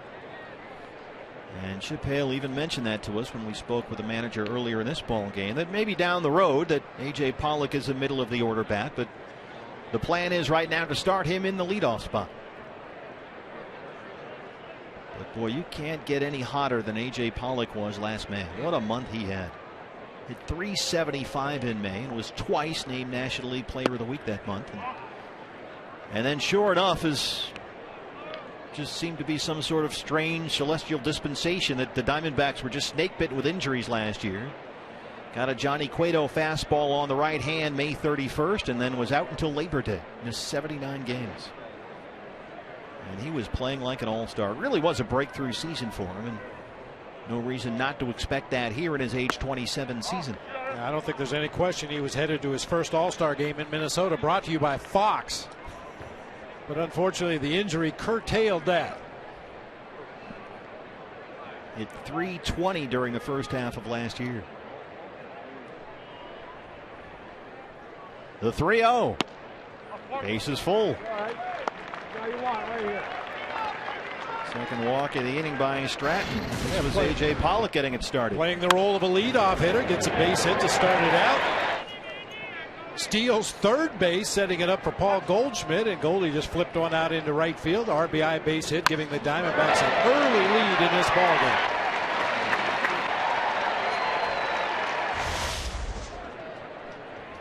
So they're loaded with 2 outs for Socrates Brito. 0 for 2 so far. He is grounded out and struck out. Big cut at that one. It's 0-1.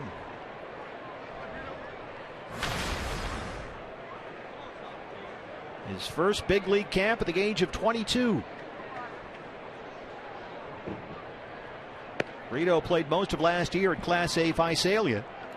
Hit .293, 10 homers. He's an excellent base runner. He stole 38 bases in the minors last year.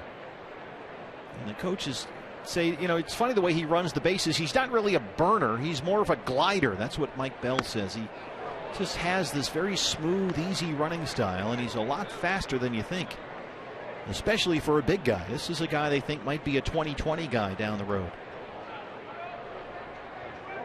He's behind a ball and 2 strikes.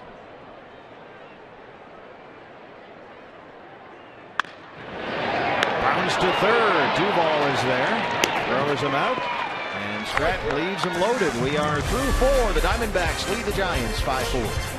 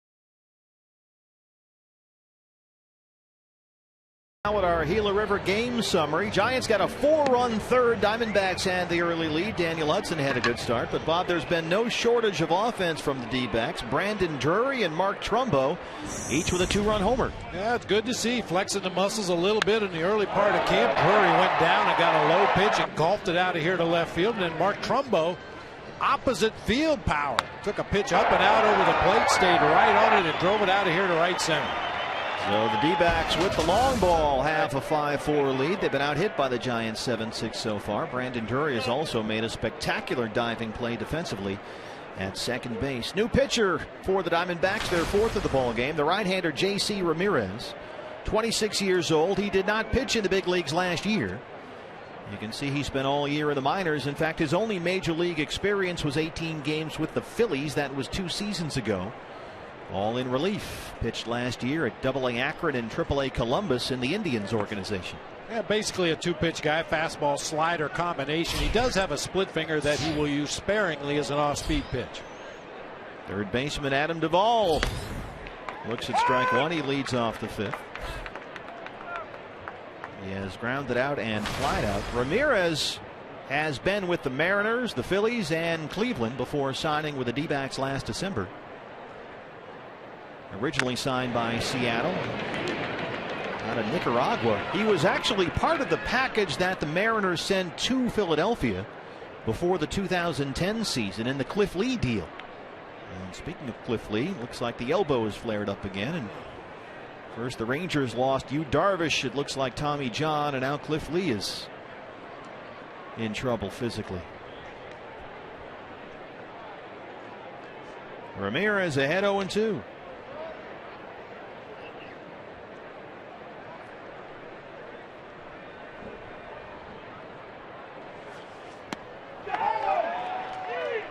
There's the strikeout. Good start for Ramirez. 1 down. We're talking about spring training injuries. Let's take a look at our Valley Honda keys to the game today. The second one is the most important point. Get healthy, be healthy, stay healthy all spring long. And obviously you'd like to get everyone into the ball game. We have a split squad today. Half the team over in Scottsdale playing the Giants over there. And always you want to win ball games, even in spring training. Establish good habits that lead to winning baseball. But as I said, the second bullet point, the most important. Stay healthy. And of course, considering what this ball club went through last year, decimated by injuries, 15 players on the DL, missed a total of more than 1,400 days, second most of the majors behind only the Rangers. Juan Perez had a good day, a single, a double. He's got an RBI and a stolen base. By the way, as Bob mentioned, the other half of the Diamondbacks and the other half of the Giants, for that matter, playing right now just down the 101 at Scottsdale Stadium. Jeremy Hellickson made his D-backs debut in that ball game. He started for Arizona. And that has been all Diamondbacks. It's 8-0 in the top of the 6th inning. So trying to get a sweep here against the Giants today. Sky to center, Pollock. 2 down. I mean, if you look back last year and how that whole season and this whole team was just blown up by injuries. They used a club record 19 rookies last year. And the D-backs had a total of 656 games played by rookies, the most of the major leagues. 11 different guys made their major league debuts last year. It was just that kind of season. Here's Mac Williamson, the DH. Boy, when he takes a cut at one, you know it. This is a big guy up there. 6'5", 240. Third round pick out of Wake Forest. Had a 25 homer season 2 years ago in A-ball in the Cal League. An outfielder coming off Tommy John surgery in there as the DH today. Giants going to have to find a right-hand bat somewhere with Pence hurt. Maybe it's Justin Maxwell, the veteran, the former National, who they brought into camp this year. But they're going to need one somewhere at some point. And it might be this guy, 24 years old. Big right-hand power bat. Williamson gets compared a lot just in terms of physically, and the big right-hand power guy gets compared to Matt Holliday quite a bit. 2 strikeouts in the inning by Ramirez, who works a 1-2-3 fifth. Goldie, we think, will lead off the home half when we come back. 5-4 D-backs.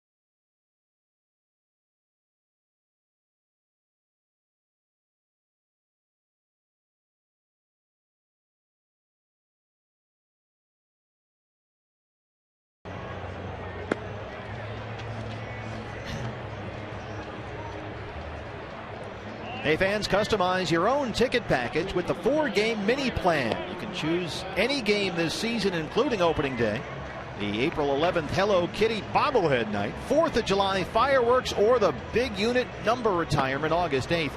Get your mini plan right now at dbacks.com.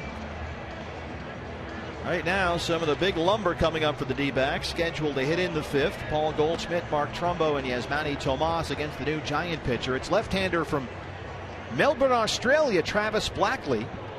Signed with the Giants in January. He's had some major league experience previously with the Giants, the Mariners, the A's, the Astros, and the Rangers. That was the last time he pitched in the big leagues with Texas in 2013. Yeah, left-handed pitchers that can stay healthy and take the ball when asked to tend to find jobs in spring training every year. So Goldie leads off the 5th. He's got an RBI single. He has walked and scored a run. This is about the point where you start to look for changes at this point in spring training, but it looks like Chip Hale will try to get all these guys 3 at-bats today before he starts running guys out of there. And with the split squad situation today, half the team is over in Scottsdale playing the Giants in the other ball game. These are the kind of days that guys tend to get extended a little bit more than you normally would in the early part of spring training. Usually it's 2 at-bats and out, or maybe 3 at-bats if you're scheduled to lead off a hitter as Goldie, or lead off an inning as Goldie is right here. But as we get deeper in camp, guys will get stretched out a little bit longer, start playing 5, 6, 7 innings, ultimately playing full games before we start the regular season. Well, we got a journeyman left-hander out there and 3 big right-hand power bats all up in a row here for the D-backs. Let's see if we can launch another one already with 2 home runs in the ball game. Drury and Trumbo each have 2-run homers. 2-0 to Goldie. Tried for that one. That time it's 2-1. Yeah, you rarely see Goldie take a swing like that, where it was pretty apparent he was trying to lift that ball in the air and get something going out there on the bank in left field. Normally a very controlled swing under any circumstances, but let out a little shaft that time.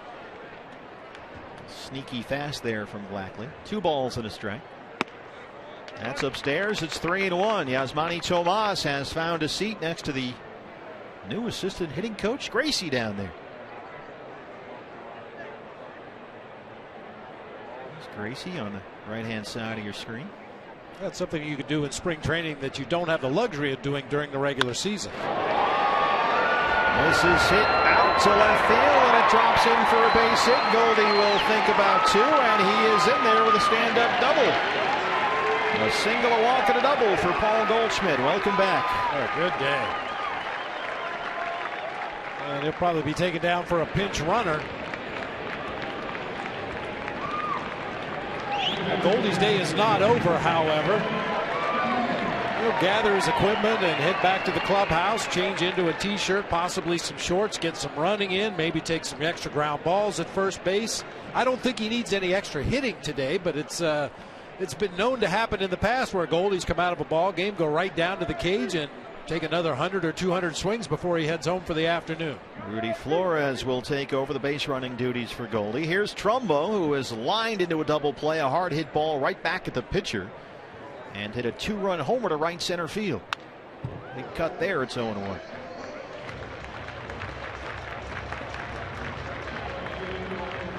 Spring training, it's an odd time of year. Fans come out to watch the ball game, and of course that's the highlight of the day for the fans and the players. But most of these guys have been here since 7 o'clock this morning, working on various aspects of their game, sometimes in the video room, sometimes in meetings with coaches, sometimes working with fellow infielders or fellow outfielders, extra batting practice, extra side sessions. Yeah, the game is actually the bonus. And if you have something happen in the game that points out a need, then you go right back and you work on it again after the ball game. So the fans come out here for 3 hours and get to watch a little big league hardball, but the players have been working for several hours before and usually a couple hours after the game. And of course there is no shortage of atmosphere here at Salt River Fields on a picture postcard day. 0-2 to Trumbo. He's off that one, a ball and 2 strikes. Not much room out there on the berm in the outfield. Our first sellout of spring training here at Salt River on a perfect day. What a place to be. And if you get too hot, you can just duck under some shade. Flores, the runner at second. The 1-2 is foul behind the Giant dugout. Well, Salt River Fields plays a little bit like Wrigley Field if you're the fans. Guys on the first base side of the field covered in shade. Good on a day like this with the bright hot sun shining down. And then the left side of the field, bright sunshine. You got your pick.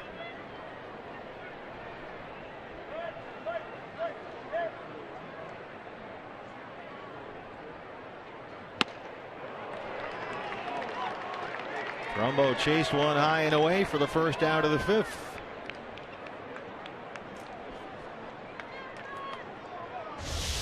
We talked about that, a little bit of a similarity in the finish of the swings. Brandon Drury on the left, Mark Trumbo on the right. Drury's on a ball down and in, Trumbo on a ball up and away.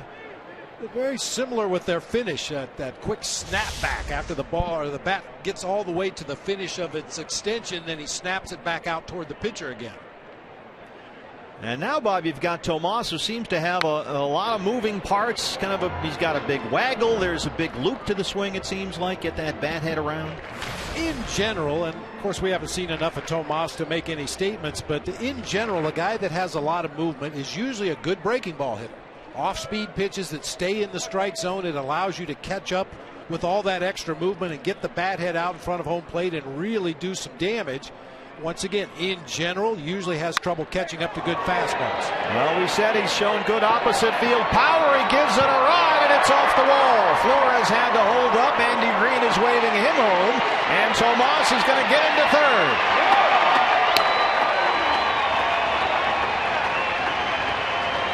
Everything we've seen in a very, very small sample size from Yasmani Tomas has been the other way. Power to right center and right field, and we just saw why. Narrowly missed a home run to right field that time. There was a little bit of wind blowing in from right center early in the ball game. It's pretty much died down now. That's a fastball outer third of the plate. Tomas gets the barrel on this one, drives it over the head of Juan Perez out there in right field. The ricochet back toward the infield, and Tomas ends up at third base. With an RBI triple. He had his first base hit yesterday in Peoria. He laced a double off the wall in center field. And now he just missed a home run to right here at Salt River. Peter O'Brien with a one out and Tomas at third. Let's go downstairs now where we've got A.J. Pollock, who led off the ball game for the D-backs with a single, stole third, scored a run. A.J., how you doing? It's Steve and Bob up here. I'm doing good. How you guys doing? Doing well. Watching you play ball. Has to feel good to be back on the field contributing again, huh? Yeah, no, it's good to get out there and with the teammates and seeing the big man hit a triple right there was pretty awesome. So it's awesome. What's he been like, Yasmani Tomas, so far as a teammate, AJ? Because there is a language barrier there in most cases, but it doesn't seem to stop anything. Just watching you guys all get along so well. No, he's such a great guy. It's killing me not to be able to just talk to him because he's he seems like such a fun guy, and there is a language barrier there, but he's having fun. I think any language you could see when someone's having fun, and seems like a great personality, and he's been working hard. Well, we talked to Chip Hale, AJ, earlier in the ball game, and he told us that you were going to be the guy in the leadoff spot this year, at least to start out the season. And what are your thoughts about that? No, I like it. I think anywhere in the order, you really just got to focus on good at bats and grow as a hitter. And it doesn't matter if you're in the one spot or the 8-hole. And I've kind of learned that throughout my career. I've been going from 1 to 2 to 6, 7, 8. And then when in the AL, I was at 9. So I feel like I kind of hitting everywhere in the order, and you could just simplify it and just try to have good at bats. How about defensively, AJ? I mean, it seems like you in center, Mark Trumbo in right, and Goldie at first are really the only guys that are written in ink on that lineup card. Does that present any special challenge? I know when you were healthy last year, you had kind of a revolving door in right and occasionally a revolving door in left. Does that present any special problems having different guys flanking you out there in center? I think, that's why this time right now is pretty special. You get out there and, a lot of times everyone talks about communication and talking in the outfield. Well, I think just understanding guys out there. A lot of times you can't really communicate. The game's loud. When the ball's hitting the air, a lot of the fans are going nuts. So just getting a good feel for the guys out there. And it actually starts right now in spring training. So I think we've done a good job, been out there working hard. Dave McKay's been out there working us pretty good. And I feel pretty comfortable whoever's going to be out there. I think, as a group, we've done a really good job so far in camp. We were talking earlier, AJ, during one of your at-bats about how you just had this sensational month of May last year. And I know I've read and talked to you about the idea that 2 years ago you got a little frustrated because you really felt good, but things just weren't quite clicking. You felt like you were right there. And then last year it seemed like everything just fell into place for you. Yeah, I think as a hitter, that's kind of what happens. It's never really just like a one type of moment that a light bulb goes off. It's usually a process, and in baseball you play 162 games. You got to really grind it out every day, and you keep fighting. Some days you feel like you got it, and the next day you bring that same thing to the park and it doesn't work. Here we go. Boy, Brandon Drury is having himself an afternoon. He knocks that into left field for an RBI single, and O'Brien hustles into third, and Brandon Drury's in there at second. Boy, AJ, this one is... Must stay right here. Yeah, Brandon Drury's having himself a highlight reel day. Yeah, he's got a great swing. He's made some plays out there, too. I don't think he's played too much second base, but he sure looks good out there. Taking a look at the replay right here, just a middle of the plate fastball, and he did not miss it. A hooking line drive into the left side. Good hustle here by Peter O'Brien, a guy not known for his speed on the bases, but turns that corner at second base, decides it's worth a chance. Throw was a little bit to the infield side of third base. Both runners safe at second and third. And it's 7-4 D-backs. Danny Worth. I don't know. You're hitting. He said I'm out. I don't know. Got some lineup problems down there. Wait, aren't you in the game next? He said I'm out. You're in the hole. Pollock, you're in the hole. I'm blaming on you guys if he says. Yeah, we'll take the fall for you. Don't worry. We'll fall on that one. He told me I'm out. I don't know if he thought I was going to get all the way down there. But. I mean, it's actually kind of funny that this happened. Does it get confusing with some of that? You got so many guys. Hey, I gotta go, guys. Okay, thanks. he's still in there. He thought it does get confusing. He thought he was in there, but or thought he was out. Now he's going to go back in because he's technically in the hole with Francisco on deck and Worth at the plate. Well, thanks, AJ, for hanging with us there. Stopping by briefly. We appreciate it. Now 9 hits for the Diamondbacks, 7 for the Giants. AJ's had 3 at-bats already, a single, a ground out, and a walk. But the things come around again here with the 8-hole hitter up. AJ, the leadoff man, might get up there again. Throw down to third. Almost caught Peter O'Brien a little too far off the bag as Quiroz throws down there. Let's see if we can follow AJ. Yeah, he's got to get ready here.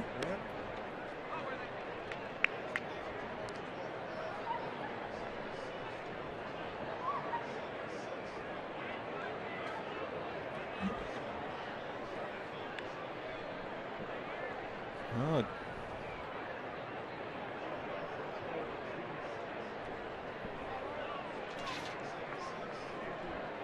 Two balls and 1 strike to Danny Worth. Infield creeping in for the Giants. That pitch is upstairs. We told you it was a perfect day to be here at Salt River Fields, and everybody had the same idea, Bob. A new record crowd here. It's amazing how often we say that, but this is a new record. 12,976 in here today on a perfect Sunday afternoon. Nice. Where else would you rather be? 3 balls and a strike to Danny Worth.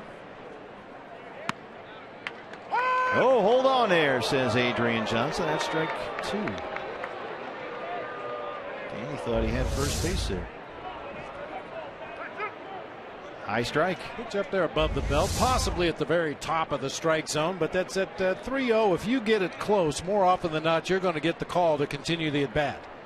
3 balls, 2 strikes, 1 out. Runners on second and third. Here it is.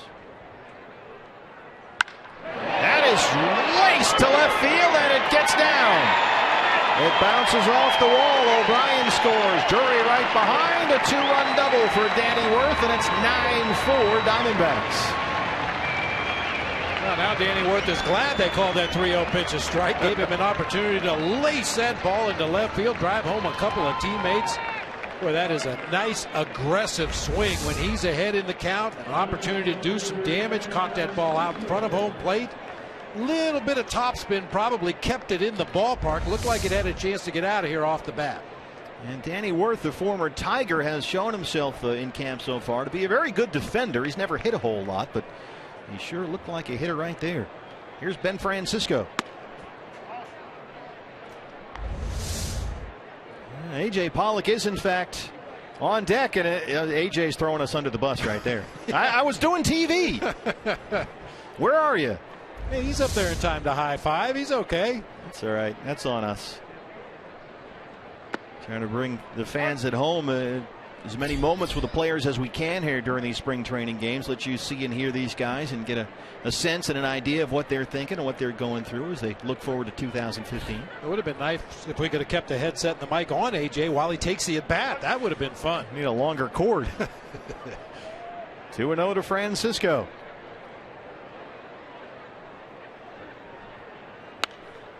That's fouled back.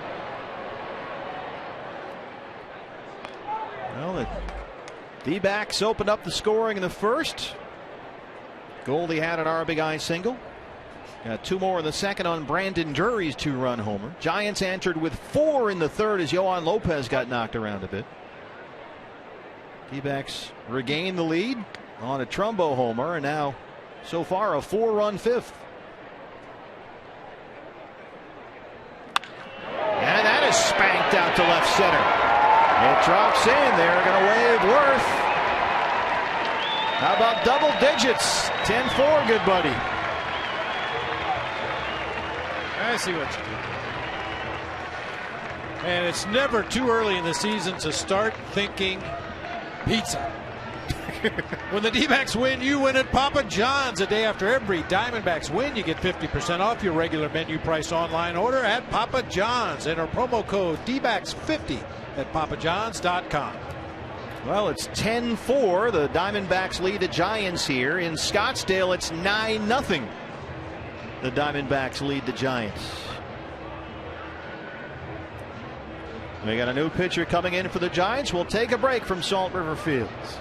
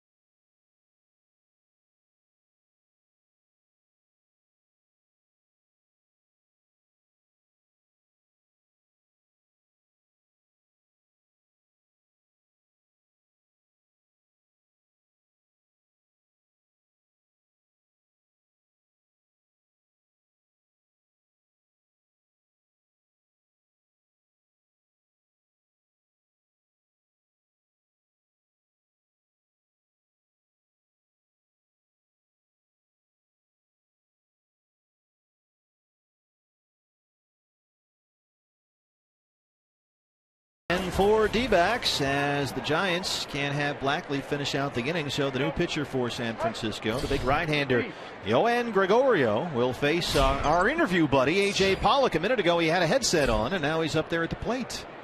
And he's got a base hit. That's 12 for the Diamondbacks. And they will send at least 9 to the plate here in the fifth.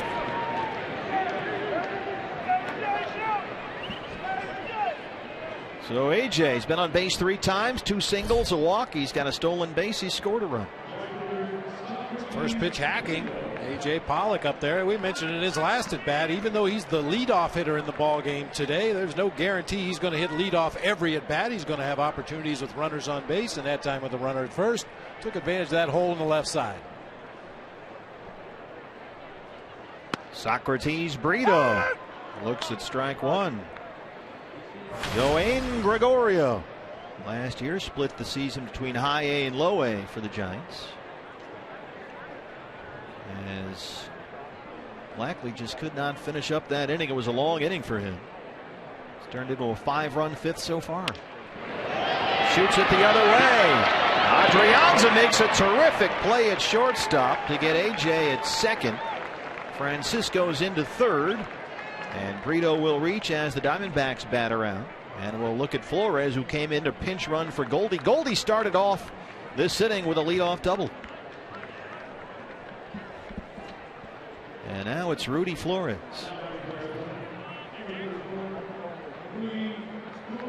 That was a nice play by Adrianza. Yeah, it really was. Ranged far to his right to get to that ball, and with all his momentum carrying him toward the foul line, turned and fired to second base to get the force.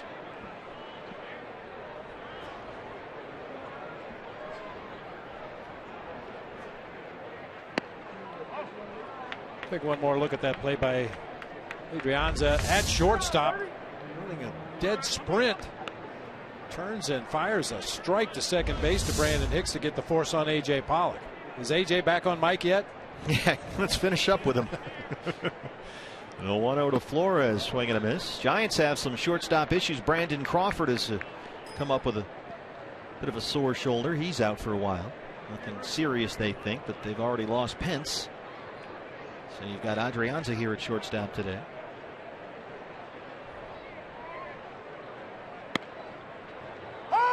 Strike zone for Adrian Johnson getting a little bigger here as we roll along in a 10-4 game. That's not uncommon in spring training. The deeper you get into the ball game and the higher the numbers on the hitters and pitchers get, that strike zone tends to open up just a little bit. How about those numbers for Rudy Flores with the rawhide last year? Big power numbers and a power swing right there. And Gregorio finally ends the fifth, but the D-backs put up double digits, hits and runs. They're beating up on the Giants here at Salt River.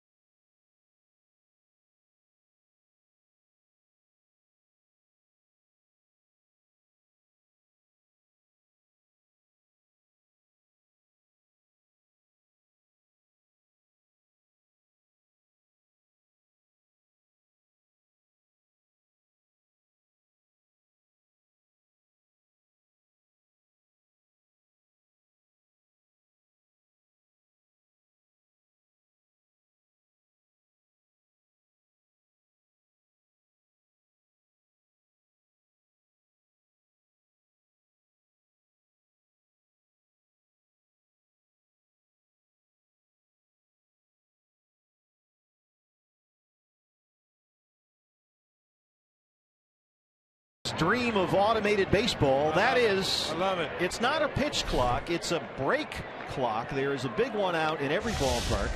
Out in the outfield, a smaller one behind home plate. This is Rob Manfred, the new commissioner, his priority one, make these games go a little quicker. And they're sort of policing the breaks, and this is what happens as soon as the previous inning ends, they start that clock. And for a regional broadcast like ours today, they started at 2 minutes and 25 seconds and count down. And as you can see, the clock has just ended and we are set to go. And the way this is supposed to work is as soon as that last out is made, they start the clock, and then they really police the way the inning break runs. You're supposed to announce the hitter for the next inning with 40 seconds left on the clock. The pitcher is not allowed to throw another warm-up pitches after 30 seconds are left on the clock. And the batter must be in the box between 5 and 20 seconds left on the clock, and that's what we just saw. This is all so that the game can resume immediately after the break ends. And the hitter will be encouraged, they say. They use that word encouraged to get into the batter's box with 20 seconds left on that timer. So by the time we come back from commercial break, you should be seeing really what you just saw, which is a batter in the box and a pitcher ready to throw the first pitch. Ready to play ball. And they think that this will shave as they get the strikeout there. They're hoping anywhere between 10 and 15 minutes of ball game just based on this alone. Now, of course, you're also talking about the new major league rule, which mirrors Rule 602D, which was in the minor leagues last year, about the batter must keep 1 foot in the batter's box during at bats. There is no pitch clock, not at the major league level, but there is that break clock. That's step 1 to kind of speed things up a bit. And step 2 is the 1 foot in the box rule. The batter must have at least 1 foot in the batter's box during at bats at all times, except after a couple of instances, like if you swing, if the hitter is brushed back by a pitch, if there's a wild pitch, if the umpire has granted time, or if the team in the field has attempted a play on a runner on a base. Then you can step out and kind of reset and step back in. Anything other than that, you have to have 1 foot in the box. And the umpires, as we talked earlier with Chip Hale about, Bob, are going to have to police this thing. They're going to have to say, hey, all right, get in there and let's go. So they, in a sense, have to be the bad guys here and keep this thing moving. And, you know, because we've seen strike zones vary from umpire to umpire, I would assume that some guys are going to be sticklers for the batter and the pitcher being ready to go when that clock runs down. Other guys may give you a little bit of leeway, but I think the intention is good. Quiroz, who's already got a 1 home run, skies that one to left, but Francisco is there. And you would hope that there'd be some common sense involved. I mean, already I'm picturing in my mind a scenario where the catcher runs down to back up first base for the 3rd out of the inning. The 3rd out is made. Now the catcher has to turn around and run all the way back to the dugout, and he's going to lead off the inning. He's got to take off his gear. He's got to get his batting gloves on. There may be occasions like that where the guy is not going to be up there in a timely fashion according to the new rules this year, and you would hope that the umpires would take that into consideration. I'm sure they will. Yes, that is an exception. If the pitcher or the catcher ended the prior half inning, either at bat or on base, they do get some leeway there. But, I mean, if you look at it, you go back to 1981, the average Major League Baseball game went 2 hours and 33 minutes. Last year it was 3 hours and 2 minutes. So the games seem longer. Yeah, they are longer, about a half hour longer. And they're trying to cut that in half if they can. Yeah, with offense down, the time of game went up. It's hard to believe. All the pitching changes. There's so many factors. It's not just the one thing. We've got Oscar Hernandez behind the plate now, and there's the strikeout. So Ramirez rolling along now. That's 4 strikeouts. He retired all 6 he faced. Well, that was timely. We're moving along here. Up to the bottom of the 6th. It's 10-4 Diamondbacks.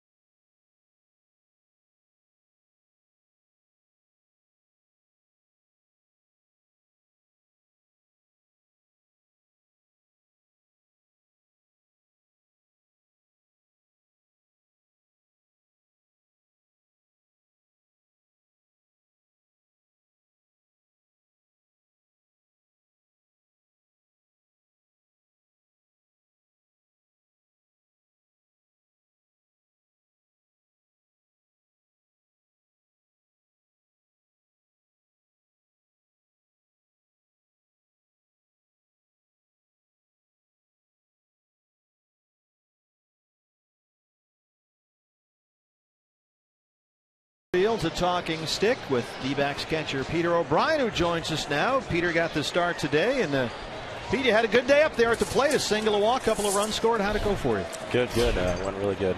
Felt good out there, and just happy we're ahead, and let's keep it going. At this point in spring training, Peter, do you feel more comfortable offensively or defensively? I know you've been working very hard with Glenn Sherlock on some of your defensive skills. You've always been an offensive player. Are you more comfortable at the plate right now than you are behind it? I'd say I feel more comfortable behind the plate right now. Really? Just because, yeah, I've been here since January 6th, catching guys and, working on my defensive stuff. And, the offensive side comes with, seeing more pitching and, getting those repetitions every day. So, I mean, that's definitely coming along. But if I had to pick one, I would definitely say defense right now. So if he goes where steps in Mark Trumbo's DH spot. Peter, can you tell us a little bit about how much you've been working? I know you and Glenn Sherlock have been basically joined at the hip ever since the new year. How have January and February gone for you, and what have you been doing? They've gone great. We've done a lot of drills and stuff to isolate the hands and, a lot of footwork stuff. And, once we got into it for about a month and we started doing some blocking stuff. But, really the biggest things that we were focusing on is just, softening up the hands a little bit and then, trying to get that ball in the hand quicker and have some good footwork going to second base. Bouncer to third. What do you mean for the fans by softening up the hands, Peter? Just kind of framing those pitches a little bit better in the strike zone. When you have soft hands, you're kind of receiving the ball, instead of kind of stabbing at it and stuff. So, when you soften up the hands, it kind of gives you a better chance to, bring the ball back into your body a little bit better and maybe give that umpire a better view on pitches that are, might be borderline on the strike zone. And a big part of your job, Peter, is to learn this new pitching staff. A lot of guys that you probably had not seen before. How's that been going, trying to figure out what each guy has, his strengths and weaknesses? It's been going great. Ever since the first day I've been here, I started watching video on a lot of the guys and just to see kind of what their ball did and what kind of movement they had. So, when I started catching their bullpens, it's like I caught them once or twice already. So that was definitely really helpful. And, we have catchers meetings every morning, and all the catchers sit in there along with the coaches, and we all go over, just how the guys threw that the day before and, what kind of stuff they have and what they might need to work on a little bit for their next outing. Well, here's Oscar Hernandez. Peter, how have you and Oscar been getting along? Because in a sense, you're competing for the same spot, but it's a team effort. Definitely. We've been getting along great. We've been helping each other out, offensively and defensively. And, he does a lot of things well behind the plate. So, we've definitely talked about things like that. And, it's all a competition here. So, being a professional athlete, that's what you love about it, is the competition aspect of it. So, you come out here, you work hard every day, and, you do your best, and, you just do the same thing the next day. I would imagine you feel pretty much at home by now as a Diamondback, especially having played in the fall league here in this ballpark all last fall, and then you've worked with Sherles all off season long. Do you feel like you're a little more comfortable now in that Sedona red than when you first got here? Oh yeah, I feel great.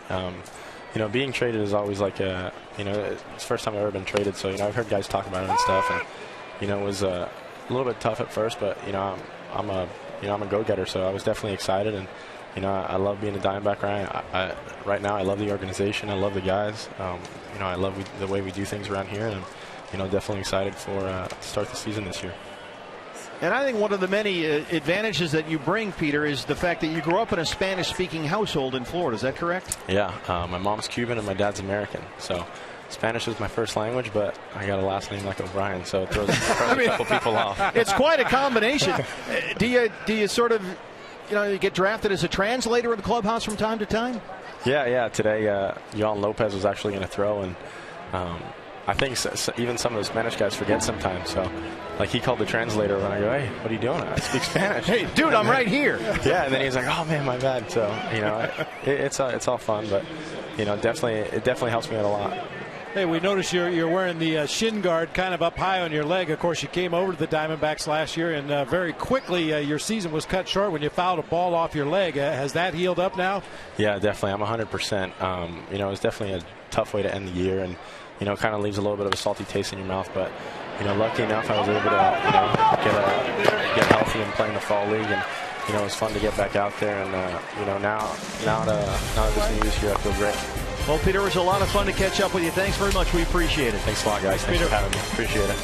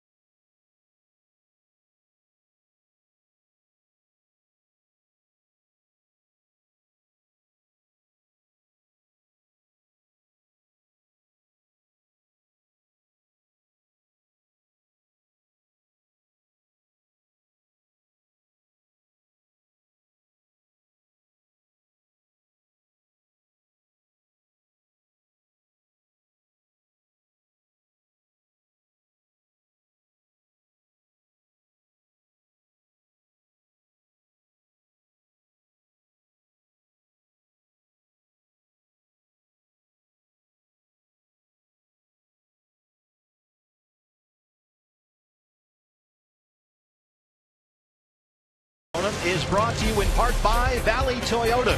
Visit your local Valley Toyota dealer or shop online for a great selection and price. Toyota, let's go places. By Taco Bell, Live Moss, and by State Farm. For auto, home, life, and banking, get to a better state. Sellout crowd, a record crowd, in fact, here today at Salt River Fields. 12,976, and they've had a great time here watching the Diamondbacks beat up on the Giants 10-4. D-backs have out-hit San Francisco 12-7. And now on for the 7th inning, and that's nothing new with Evan Marshall. That's where we usually saw him during his tremendous rookie season last year. But there's a chance here, Bob, that if Addison Reed isn't ready by opening day, and that's still an if at this point, that this guy might be the closer. Well, and I think he's ready for that challenge. It may be a short-term thing as the closer for the team until Addison Reed is ready to start the season. But this is a guy that just didn't rattle last year. Kirk Gibson put him in some very tough situations as a young player, and he really rose to the occasion. Well, he started off the inning with a base hit by Ryan Lawless, who shoots it into left. And the leadoff man is aboard against Evan Marshall. Let's check out the pitch scripts for the Diamondbacks reliever. Yeah, as a minor leaguer, he relied heavily on the fastball and a breaking pitch. But as he came up last year, the changeup became a much more valuable weapon for him. You can see the sinker, he kind of holds just a little bit off the center of the axis to get some awkward spin and make that ball sink. But pretty much a standard repertoire for Evan Marshall. Like I said, a lot of fastballs, a lot of changeups. A very promising rookie season for Evan Marshall. Finished ranked in the top 5 among National League rookie relievers in holds, appearances, and strikeouts. And one of the highlights of the year was his major league debut, May 6th. That was at Miller Park in Milwaukee. And he got the win in his major league debut. Did not allow an earned run in his first 8 big league relief appearances. There's that good straight changeup from Evan Marshall right there. It looks like a fastball. Good arm speed. The ball starts in the middle of the strike zone, just fades down low and away. That one stayed on the corner for a called strike. Diamondbacks fans may remember Brett Jackson from last year. He is the hitter, took over for Blanco, and is now playing right field.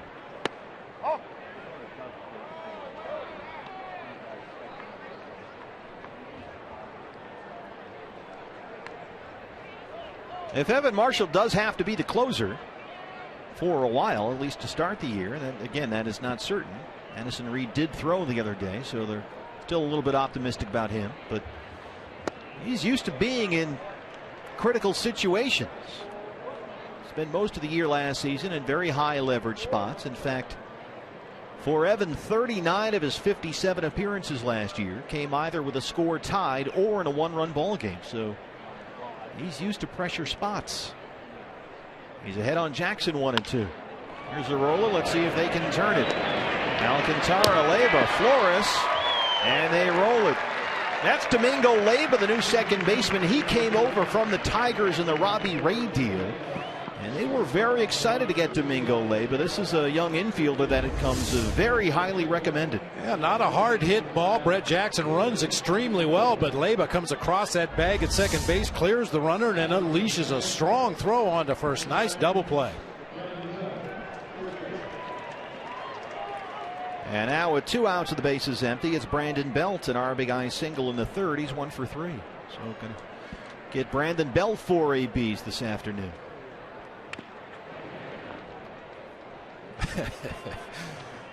First card of the year is just an absolute mess. Well, I expected nothing else. Yeah, you got to go in expecting the worst in spring training. That's why they give us a separate book so we can just chuck it. You just hope every change is straight up, so you don't have to move guys up and down and back and forth. But that's not the case today. Some of you managers have to show us you're so clever. Watch out. Adrian Johnson, I think, saw what was coming and got out of the way of that one. Oscar Hernandez behind the plate. Curveball hits about 5 feet out in front of the dish. Unfortunately, I think that missed the catcher and got the umpire. Diamondbacks changes have all been straight up, so we'd like to thank Chip Hale for that. Indeed.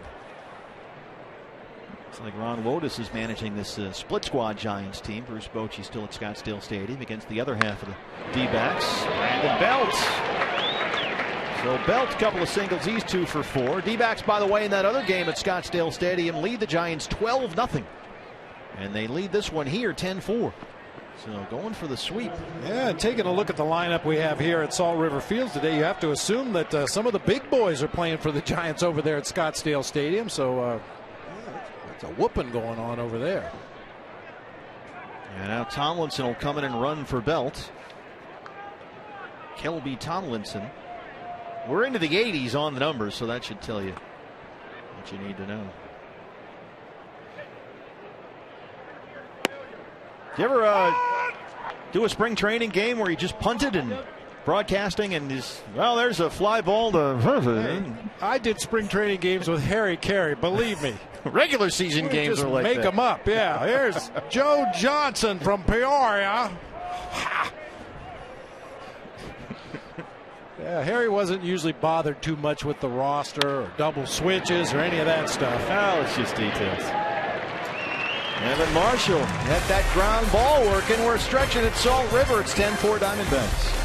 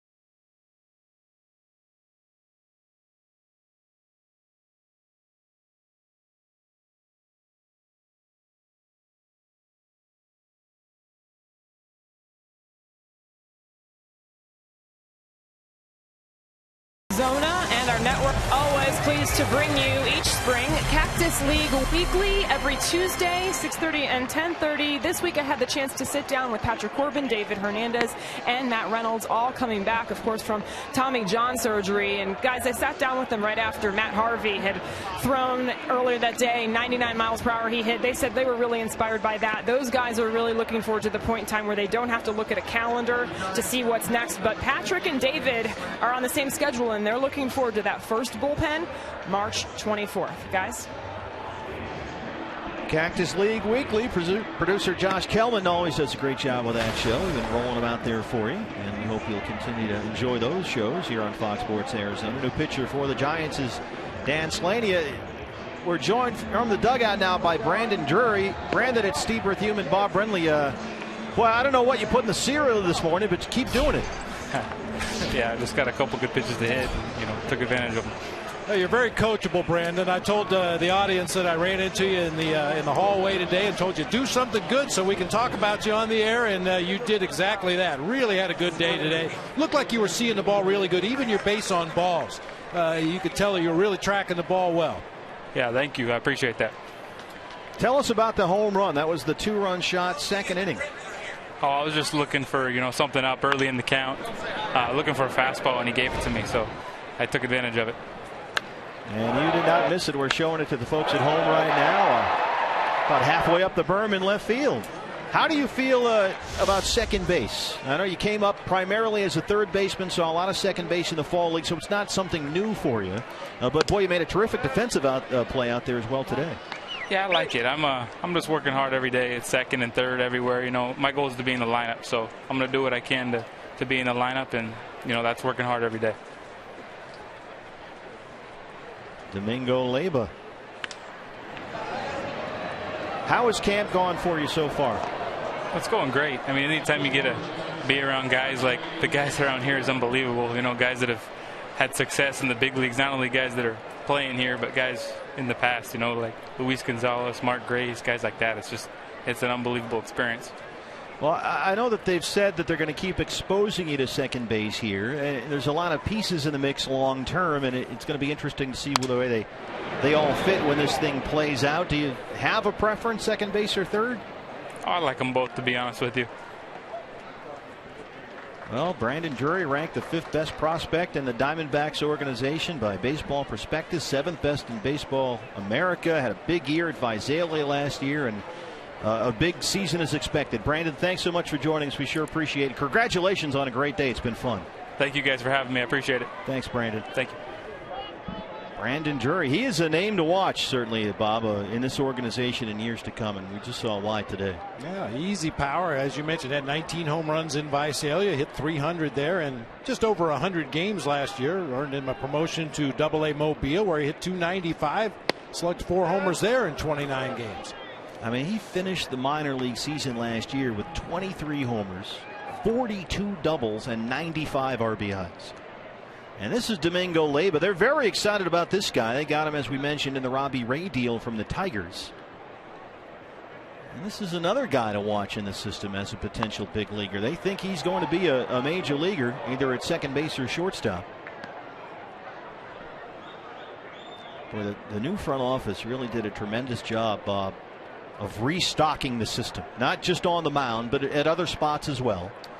But you compare where the system was in terms of the talent pool last year versus this year, it seems like it's night and day. Yeah, and you know, because of all the injuries last year, the depth of the organization was really tested, and you know, hopefully this year in a little better position to fill those holes caused by injury if they pop up again. And if everybody does stay healthy and you have that tremendous depth in the organization, it gives you some trading chips to possibly go out and plug some perceived holes. So I think that's any organization's goal, to build from within, supplement with free agents and the occasional trade, and the Diamondbacks are definitely going down that road. And there is new GM Dave Stewart, a self-described baseball junkie. Alcantara pops that one up to shallow left. And that's the second out. And now we'll get a look at Breland Almodovar. Dave Stewart, you know, he's got a big room set up in his house, he said, calls it the media room. He's got 8 big HD TVs in there, a fridge, a microwave. He's got a big beanbag chair and a blanket, and he says he's just in there watching baseball from 4 in the afternoon until the last game of the night at 11 o'clock. And, of course, he did that as an agent, represented Matt Kemp among other players, but now he's really doing that as the GM here. And sounds like a big league man cave. You going to put one of those in the new remodel in the Brenly estate? I don't know. I don't know about that. Clear that with Joan? No. I mean, Stu said when he was hired here, because he's watched so much baseball in that man cave, I know this team, I've seen them play, I know the rotation, I know the position players. He didn't just walk in, he knew what he was getting into. He knew the Diamondbacks.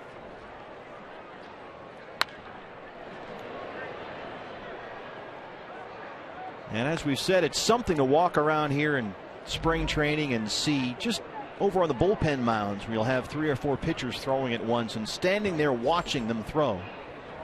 And I talked to Braden Shipley about this. Standing there watching them throw is Tony La Russa and Dave Duncan and Dave Stewart and Randy Johnson and Joe Carter and Luis Gonzalez. I mean, it's murderer's row. Imagine those sets of eyes on you watching you throw. I mean, Braden told me the first time he went out there for his first bullpen, he saw all those guys there. He said, I didn't know where I was throwing it the first 5 minutes. I was so nervous. And then he settled down. But, boy, there is some really impressive sets of baseball eyes watching these guys. Well, there's something to be said for that. I mean, if you can't find the wherewithal and the confidence and the poise to go out there and throw a batting practice session in front of those guys, how are you going to compete in front of 60,000 people on the game of the week? You know, there's something to be said for that kind of unspoken pressure. You know, the guy standing behind the cage watching you and you only. Candova spanks that into the gap in right center, and he'll get 2 here. He's a good base runner. You see the speed as he slides in with a 2-out double. Diamondbacks playing a split squad game here today, so we have a number of players up from minor league camp who have checked into the game, including Evan Marzilli, who steps in there now. He took over in center for A.J. Pollock. And Evan Marzilli is a guy that had a very good year last year, and a good fall league too here playing for Salt River. Marzilli split last year between Class A Visalia and AA Mobile, set career highs, triples, homers, RBIs, walks, and stolen bases. He does a little bit of everything. And a very productive fall with the Salt River Rafters here. Played in 25 games and hit .303. Stole 7 bases. And he had a really good finish to his fall league season. Evan had 10 hits in his final 29 at bats, including his only home run. And he is a plus defender out there in the outfield. He has got excellent range. He's a lot like Ender Inciarte that way. He can really cover ground in those gaps. Well, there's something to be said for finishing strong in the fall league. This is, remember, after playing a full minor league season, now you play a full fall league season, and a lot of guys start to run on fumes by that point, but the fact that he was able to finish as strongly as he did bodes well. And the other part of that too, Bob, and you mentioned it earlier talking about the Diamondbacks minor league affiliates, Evan Marzilli, I mean, he's only 23 years old. He'll turn 24 this week. But he's played on postseason teams as he's come up through the system. He's been on playoff teams at Missoula, at Visalia, and at Mobile. It's a shallow pop up to medium left center, an easy play, and that's the inning. Dave Stewart, the new GM, enjoying his view here. He's looking at a 10-4 D-backs lead as we head to the game.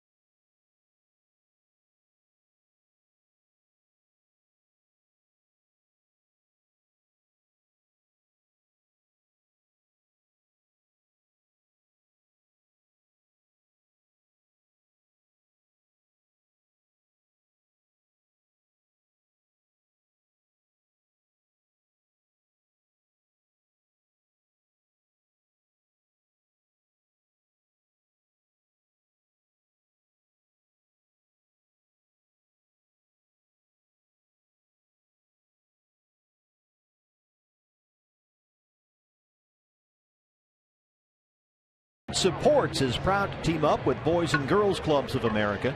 Boys and Girls Clubs help young people to reach their full potential as productive, caring, and responsible citizens through programs that promote character, leadership, education, healthy lifestyles, and a whole lot more. For more information, visit foxsportsupports.com. New pitcher for the D-backs, as our staff here in the booth points out, is a number 24B. A would be Yasmani Tomas. B is Julio DePaula, a 32-year-old right-hander who signed with the Diamondbacks last November. He spent the first half of last year pitching independent ball for the York Revolution of the Atlantic League. Orioles signed him in June of last year, and he finished out the second half of the season with their AA club in Bowie. 21 appearances, went 1-5, an ERA just under 5. 13 seasons of pro ball. This is 32-year-old right-hander Julio DePaula. Big league time with the Twins and the Rays, and you also mentioned the Baltimore Orioles. Yeah, his only big league experience way back in 2007. He appeared in 16 games with the Twins and had an ERA over 8.5.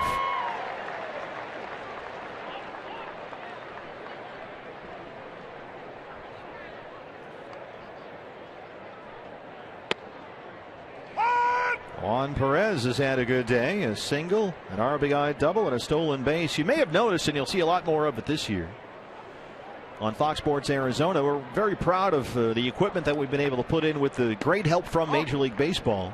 MLB StatCast, and we're going to be able to bring you some graphics like this. Now, this is Juan Perez's stolen base in the second inning, a 13-foot lead.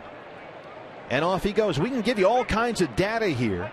How far he ran, what the top speed was, how big was the lead, all kinds of things. And Major League Baseball went to great expense, and this is a real priority for new Commissioner Rob Manfred, to install this equipment in every Major League park. And it's going to be ready by opening day. And we're going to be able to give you things like that, like you just saw, almost instantaneously. And it might really revolutionize the way baseball is televised. Bells and whistles. We love them. Hey, you take the lead that Perez had over there at first base. How far does he have to run from that point to get to second base? How long is it going to take the pitcher and catcher to get the ball down there to second base?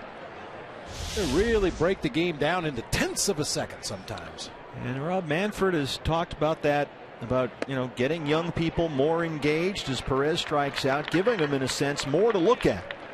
And getting baseball not only on the big screen, which is your TV, but on your small screen, which is your phone and your device. And they want to have a lot of data for people, and especially young people, because that's what, as we all know, young people are looking at their screens all the time. All right, there you go, right there. Go. They want to give you things not only when you're watching the game on TV, but they want you to have access to all this information while you're here at the ballpark and watching on your phone. And you can check this kind of stuff through MLB.com and the MLB At That app while you're at the game, so that way you can really be engaged. And the more information, the more things you have to look at, they think, the more engaged fans will be. As Williamson skies one very deep to center field, Marzilli going way back, and he can't quite make the catch on the wall, and Williamson is on the run. It rolls back to center field. They'll stop him at third base. Marzilli, well, that was hit a mile up in the air. Williamson really got into that one. Yeah, Marzilli started from a little bit to the left field side, a straightaway center. Chases that ball all the way to the barrier, just to the right, a straightaway center field. We mentioned earlier in the game the wind was blowing in. It seems to have turned around a little bit, kind of blowing out to center field right now. May have pushed that ball away from Marzilli as he tried to track it down. And if we had all our equipment installed in here, we could tell you how high the ball was and how fast Williamson ran and how much ground Marzilli had to cover there. And we'd be able to give that to you instantaneously. So we look forward to that all season long on Fox Sports Arizona. MLB StatCast. So the Giants down 10-4, have a runner Williamson at third, one out. And Brandon Hicks is in. A nice little tidbit here, partner. This day in baseball history, we like to keep fans up to date with things that have happened in the past. And on this day in baseball history, March 8th, 1946, the first ever spring training game played in the state of Arizona. That was grounded down to third base. Run will score. Howell recorded at first base. Just to finish that up quickly, the first spring training game in the state of Arizona played down at High Corbett Field in Tucson. Cleveland Indians, behind Bob Lemon, Hall of Famer, beat the Giants 3-1 in the very first ever Cactus League game. They were playing here as early as 46, huh? Yeah. Wow.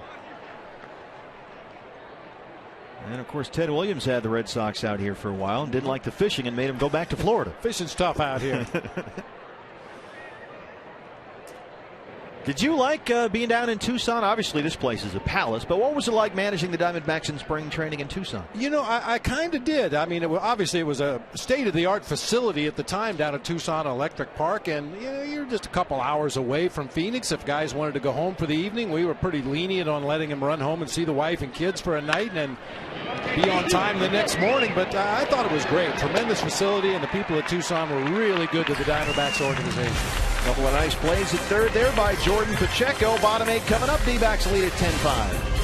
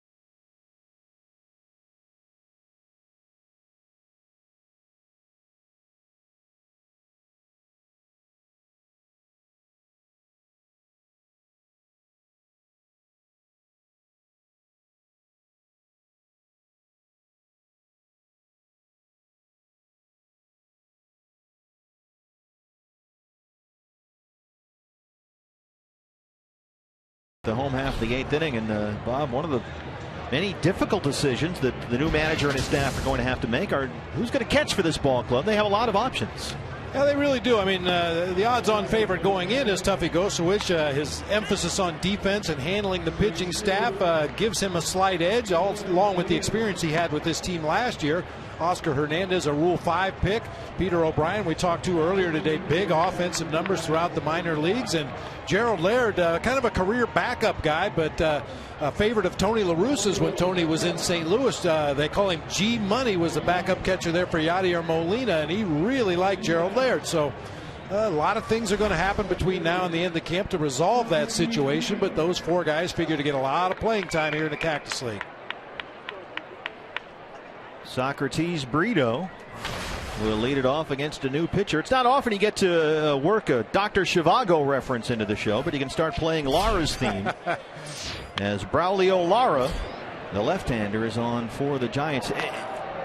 There's kind of an X factor here in that catching equation, and it's Oscar Hernandez. And if you could, Bob, explain why he has to be on the Major League roster the entire season, or they have to give him back to Tampa Bay. Well, because he was a Rule 5 pick. As a matter of fact, the #1 pick in the Rule 5 draft, as that was bounced up the middle. Socrates Brito with a base hit to start off the inning here.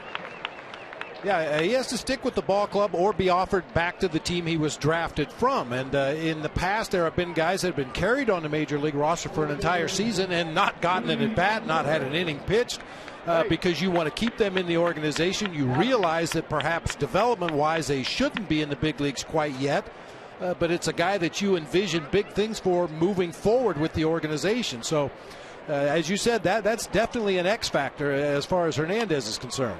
Owen gets to the backstop, and Brito will move up. Now, often Rule 5 picks, and Tony La Russa has said this, if you get a Rule 5 guy who's a pitcher, you can kind of hide him in the bullpen, use him once in a while. If you get a guy who's a utility infielder, he can be on your bench or use him once in a while. You can get through a whole year. But catcher's a different deal, isn't it? Oh, it really is. I mean, you know, just for the sake of argument, Tuffy Gosewich is a starting catcher, and he's caught 18 days in a row. And you need to give him a day off. And if the backup catcher's a Rule 5 guy, you just throw him to the wolves. You put him in there and see what he can do. Trust that he's been instructed properly and he knows how to handle himself back there. He's done his homework with his own pitching staff and read the advance report on the opposing team. But that's a huge leap of faith at that particular position for a guy that hasn't had experience above the A-ball level. And Oscar Hernandez, very highly thought of. And you're thinking, well, if he's so highly thought of, why was he available in the Rule 5 draft? Well, he's only 21 years old. And as Bob mentioned, he has not played above A-ball yet. And now you're thinking about putting him on the Major League roster. Last year with Class A Bowling Green in the Tampa Bay system, he had 249, 9 home runs. This is his first big league spring training. They love this kid. Certainly defensively, they think he has real skills. And Tony La Russa told us over the wintertime that the organization really believes in Oscar Hernandez and that the D-backs would not have made that pick in the Rule 5 draft if they didn't think he could at least have a chance to stay with the ball club all year long. And I could be mistaken here because I've been wrong many, many times before, but I think if it gets down to the end of spring training and the Diamondbacks want to keep him in the organization but not take him to the big leagues, I think there's a way they can work out a trade with Tampa Bay and say, hey, listen, we want to keep this kid. How about if we send you player X, Y, or Z instead of sending Hernandez back? I think that has happened in the past as well, so that could be a possibility. And of course, the Rule 5 draft pool is made up of players not protected on other teams' 40-man rosters. And when you draft a Rule 5 guy, as we've said, he must stay on your 25-man big league roster for the full year, or he has to be offered back to his former team. And here's another guy in the catching equation as Tuffy Gosewich, who took over for Mark Trumbo with a DH spot. So a single by Brito and a walk to Flores brings up Tuffy. That's the 5th walk issued by Giants pitchers here this afternoon. Tuffy grounded out his first time up. Yeah, and it would be interesting to see once again if Tuffy Gosewich is the starting catcher for the Diamondbacks and gets the overwhelming bulk of the playing time. everybody assumes he's not going to hit. But, you know, for a guy that's never really had the opportunity to get regular at bats, to see live pitching on a daily basis, I don't think it's out of the question that Tuffy might develop into a better hitter than he's been up to this point. It's very, very tough to maintain a batting average or maintain any kind of an eye at the plate when you're playing once every couple weeks or once a week, getting in there from time to time at the tail end of a blowout ball game. If he knows he's going to be in the lineup 5 or 6 days a week and he sees game pitching daily, I think there might be a little bit more there offensively than we've seen from Tuffy. And it's funny with Tuffy, we tend to think of him as a veteran because he's 31 years old. He'll be 32 in August. And he, you know, had that long 9-year minor league run in the Phillies system. But you forget that Tuffy is still a guy who will begin this season with fewer than 180 career plate appearances in the big leagues. So there's room for upside there. There's Jordan Pacheco. And you can't exclude Jordan Pacheco from the catcher conversation either. Remember, he started last season as the Rockies' backup catcher.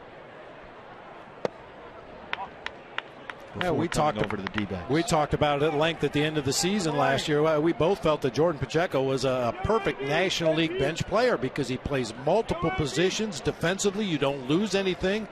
He can go behind the plate and catch. Good contact hitter, sprays the ball around the ballpark. The kind of guy you look for on your bench in the National League that can pretty much fill in anywhere on the field defensively. And don't forget, as camp winds down, guys are going to get released here and there, and you're going to see a name or two every day and go, that's interesting. And then you start getting calls or making calls about guys, and you shuffle the lineup a bit. 2-1 misses upstairs. There's 3 balls and a strike.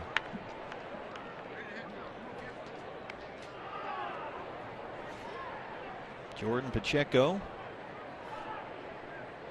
47 games for the Diamondbacks last year. Missed most of July last season, right shoulder tendonitis, had to sit out 25 games. Had a big finish in September, looked good the last month of the year. In fact, Jordan, when he wrapped up the season, had 9 hits in his last 16 at-bats. This is a guy with a big year with Colorado 3 seasons ago, over 500 plate appearances with the Rockies in 2012, and that is no small sample size. He hit .309 that year, led all National League rookies in hitting. 3-2 pitch misses, and the Diamondbacks have the bases loaded. Hey fans, MLB.TV Premium, the #1 live streaming sports service, is now available for 2015. You can watch every out-of-market game live and in true HD on over 400 devices. Visit MLB.TV for details. Just auditioning one catcher after another. We've seen Gozowish. We looked at Pacheco. Here's Oscar Hernandez. Can't get enough catchers on the field at one time. That's always been my feeling. You are in your glory right now. Lara has walked 2 in the inning, giving up a single to load him up for Oscar. Guido, Flores, and Pacheco across the bases, 3rd to 1st.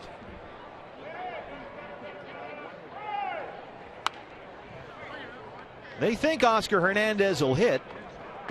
He shows occasional power. .249 in A-ball last year, as we mentioned.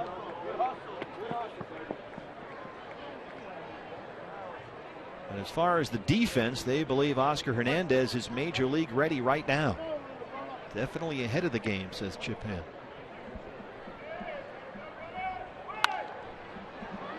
That's coming to the Gubman Candy in the radio booth.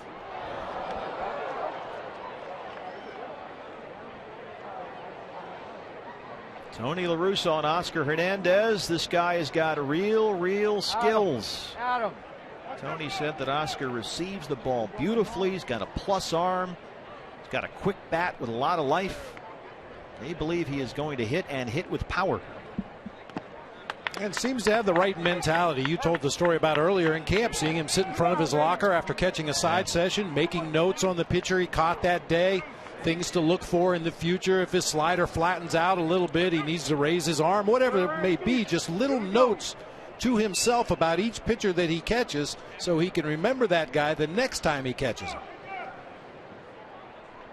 2-2 pitch. Up the middle. And the Giants turn the double play. That ends the inning, so they get out of the bases loaded jam, and they send us to the ninth. Diamondbacks lead the Giants 10-5.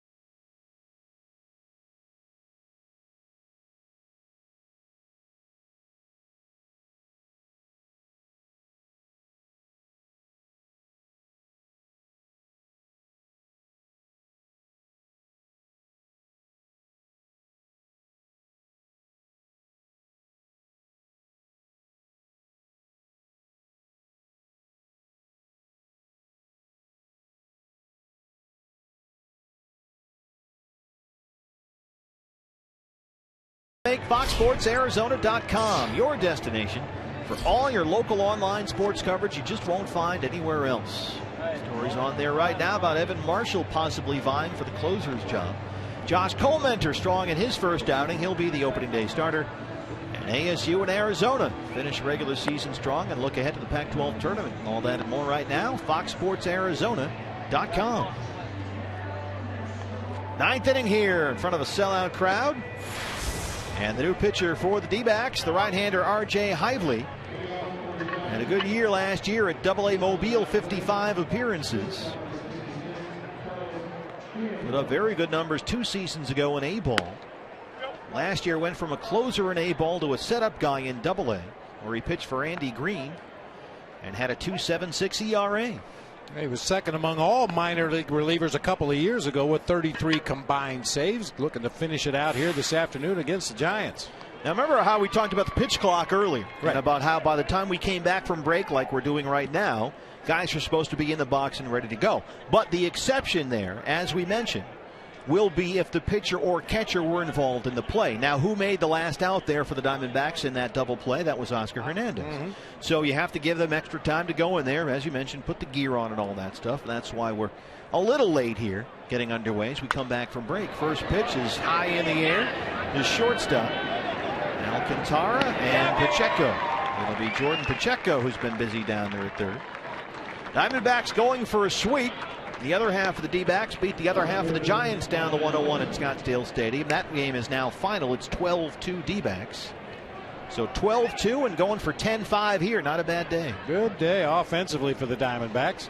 And they're in Ciarte down there at Scottsdale Stadium. 2 for 3, scored a couple of runs. Jake Lamb had a hit, 1 for 3.